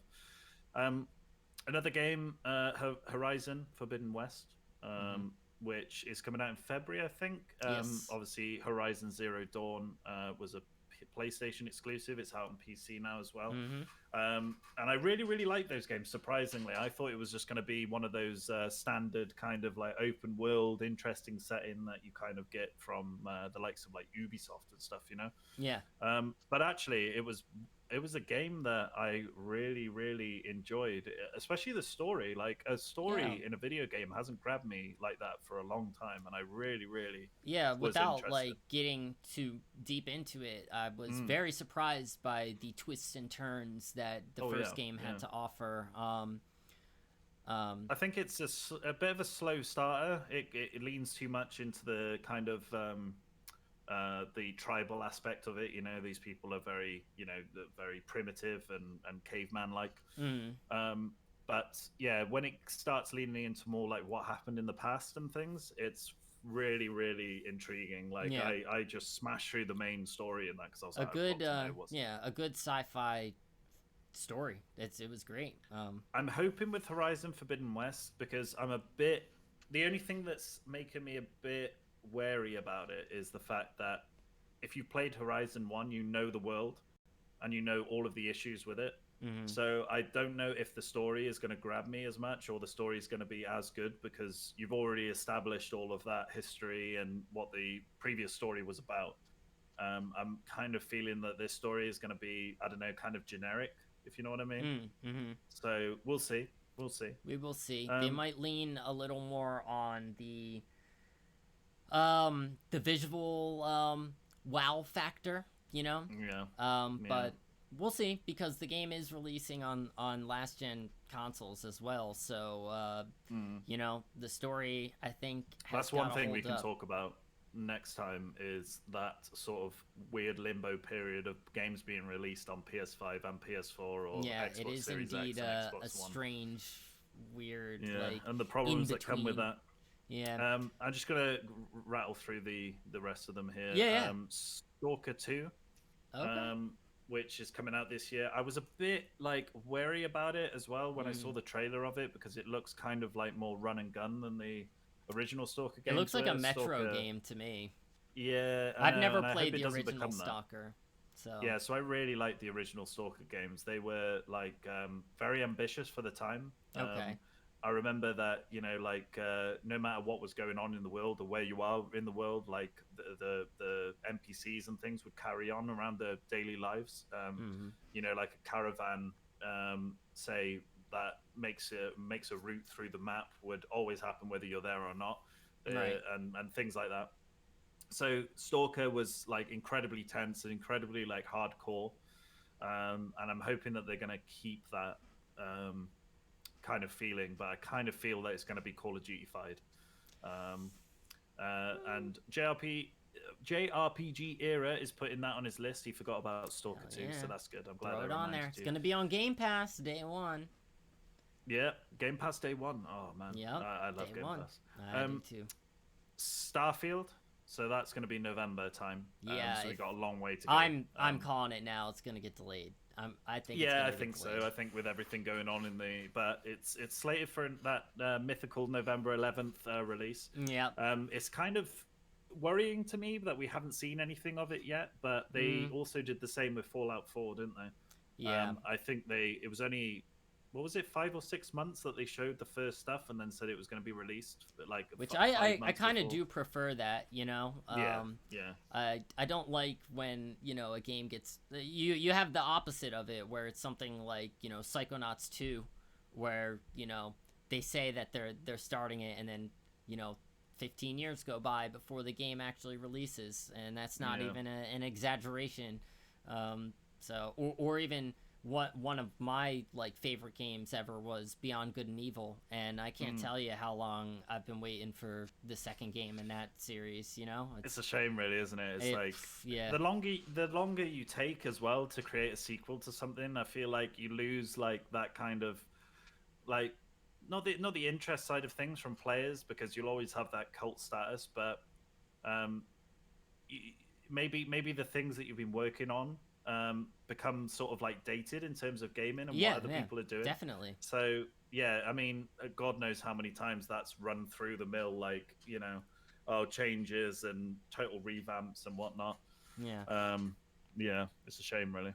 All right. And any other ones that are on the list? One more. Yep. I've got Saints Row. So I'm a big fan of the Saints Row games. I really like just how ballsy they are and how goofy they are, and just me and Alex played a bit of Saints Row 3 remastered not so long ago, and even in co-op it's just so much fun. Oh, it's so fun.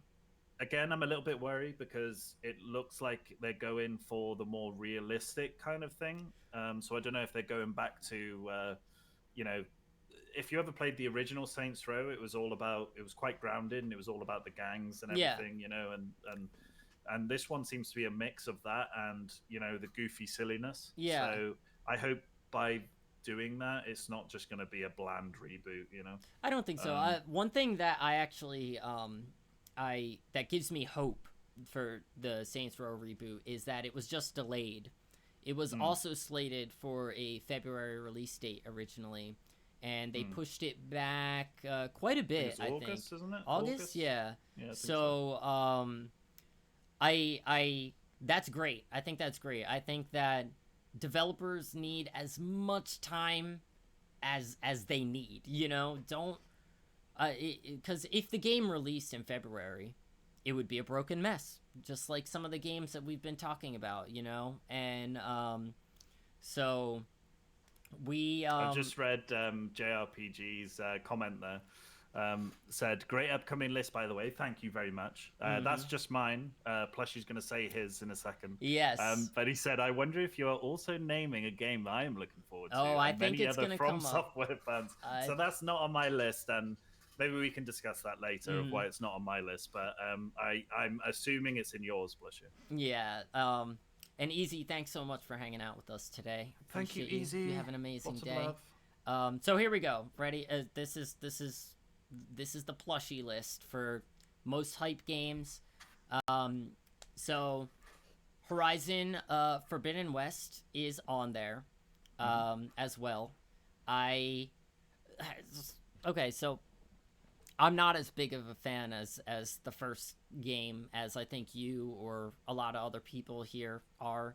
I found it to be kind of the story was probably its main selling point.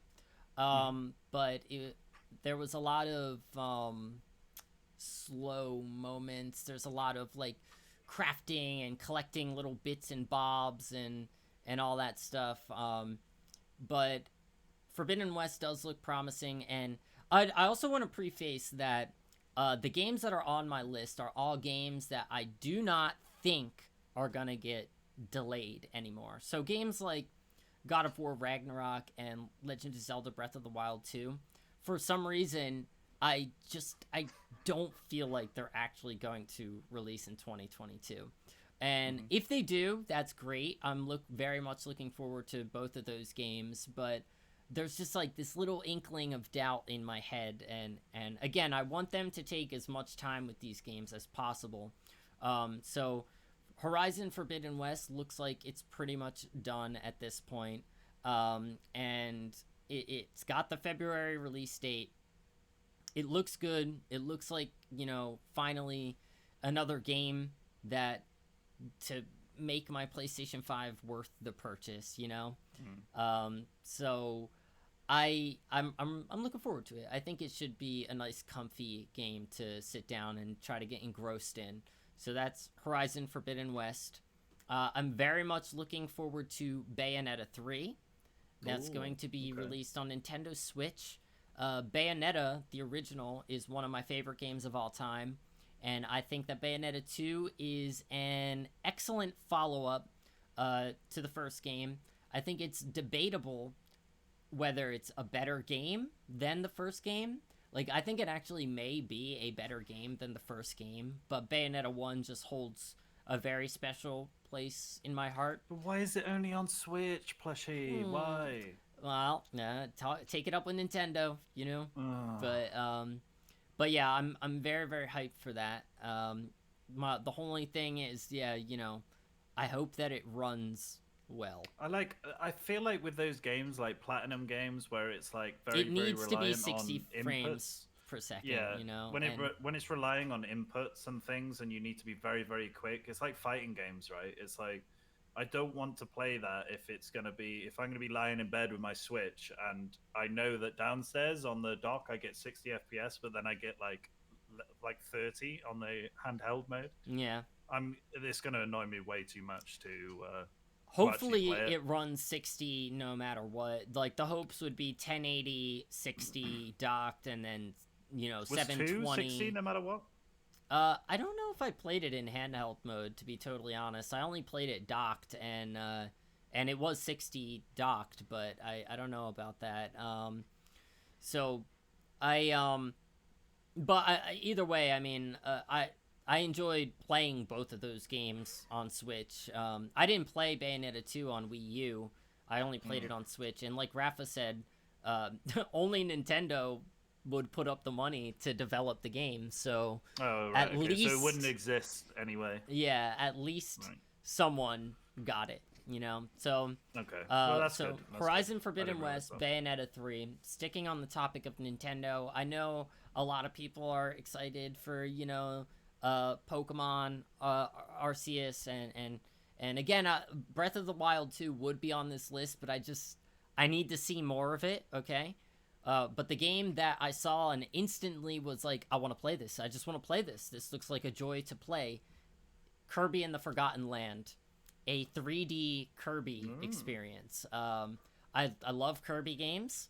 I really, really, most of the time, I like the conversion from a 2D Nintendo game to a 3D Nintendo game. Like, obviously Mario 64 is a classic. I think that Donkey Kong 64 is also a very good 3D game. Release. What's that? Has Kirby never had a 3D release? No, this is going to be Kirby's first 3D game. I mean, he's had 2.5D experiences, like the Kirby 64.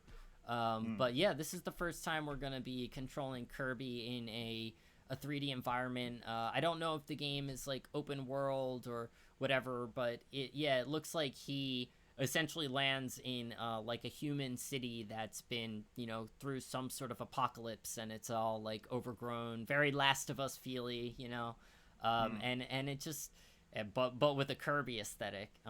It just looks like a joy to play. So that's on my list. Next up, I think that you guys are gonna know this one, but Elden Ring. I am a massive FromSoft fan. It's just like Dark Souls, but it's open world, and you can jump, and there's an extra layer of verticality.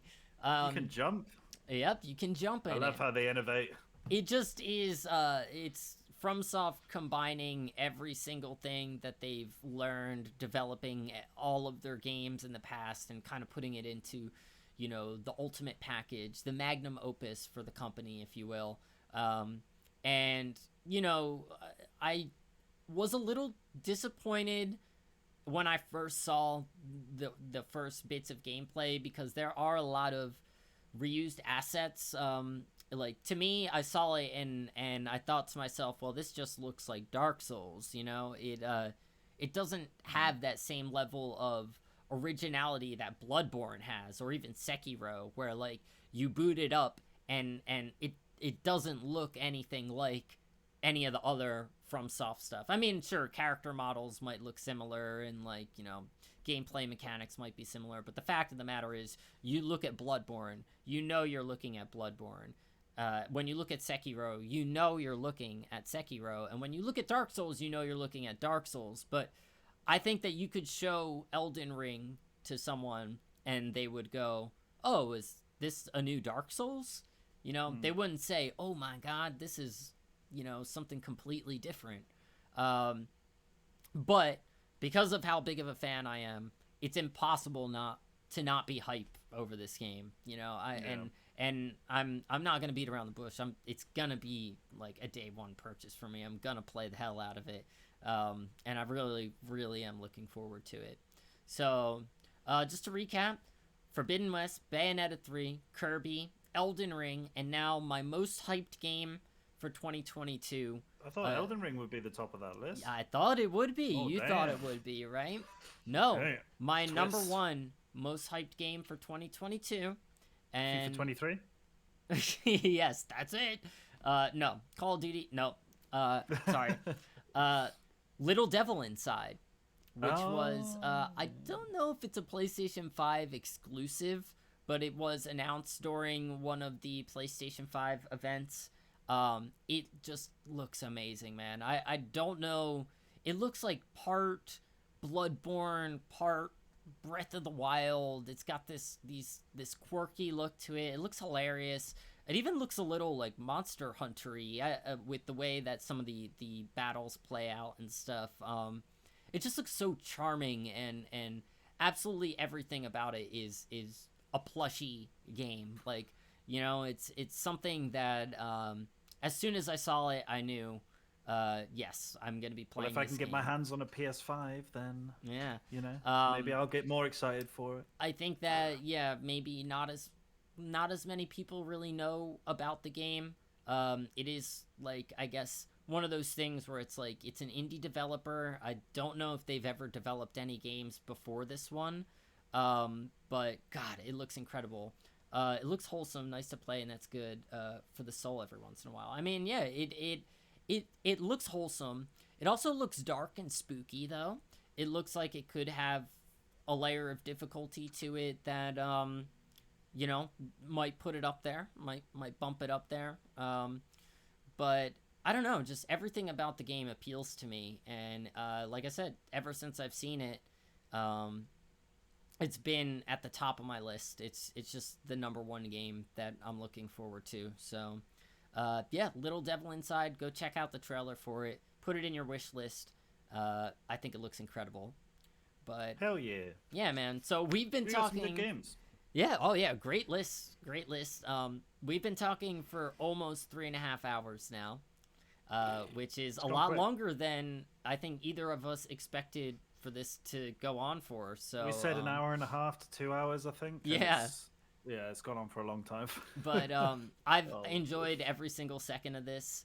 And it's been great, man. I hope that you guys, you know, enjoyed it as well. We'll definitely be doing this again. We don't have like a set schedule or anything for this, but I think if we can at least do it once a month, then that would be good, you know.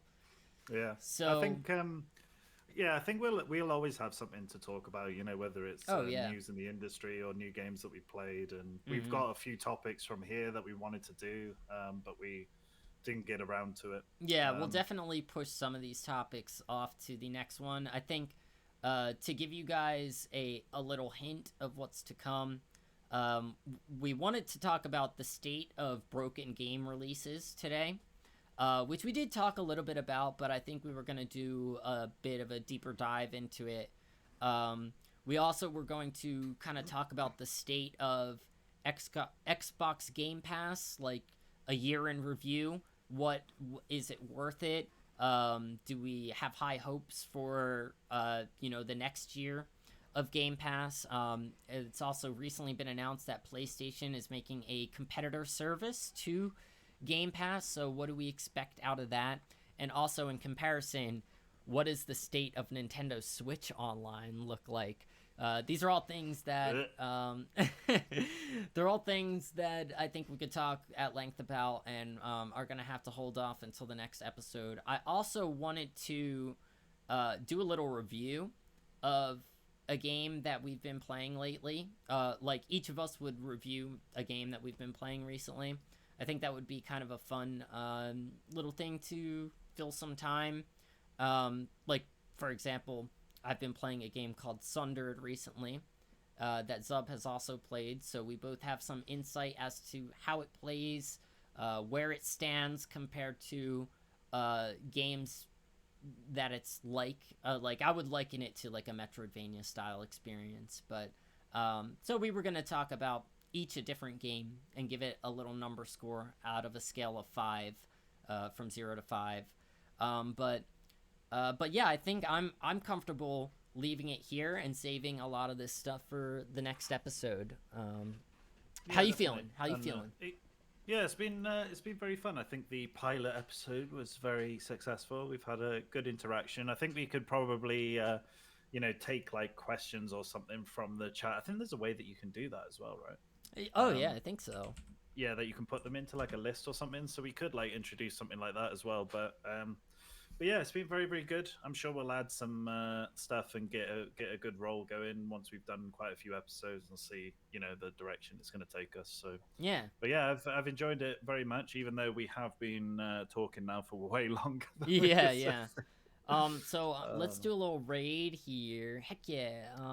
right. Yeah, I'm glad that you guys enjoyed listening. It's been a really fun time, and how does one become a video game man? Oh my god. Rafa, you are the video game man. Yeah, you We're are just the the one. video game boys. we look up to you, You my tell friend. us. All right, yeah, let's do a little raid here. I'm gonna raid someone who's oh my god. Wait a minute. Should we raid the sandwich dude? Yeah, let's raid Sandwich Dude. Yeah, I think we're gonna raid that sandwich dude. He is absolutely hilarious. He is the perfect mix of just chatting, video gaming, and music. And I look forward to speaking with you guys again. Stick around and chill with that sandwich dude because he's awesome. Let me get this raid started here. And again, thank you for everyone who chilled and participated today. It's been great. So I will see you on the other side. And also here is a link to the Discord. Boom, boom, bam. If you're not already part of it, that's where you can catch us. Both me and Zub are in there, and we're always chitting and chatting, Also, here's a little raid message. There you go. You can add some emotes on there if you've got them. But cool. I am going to send you guys off in just a couple seconds. Ready? Thanks, guys. Bye. Bye.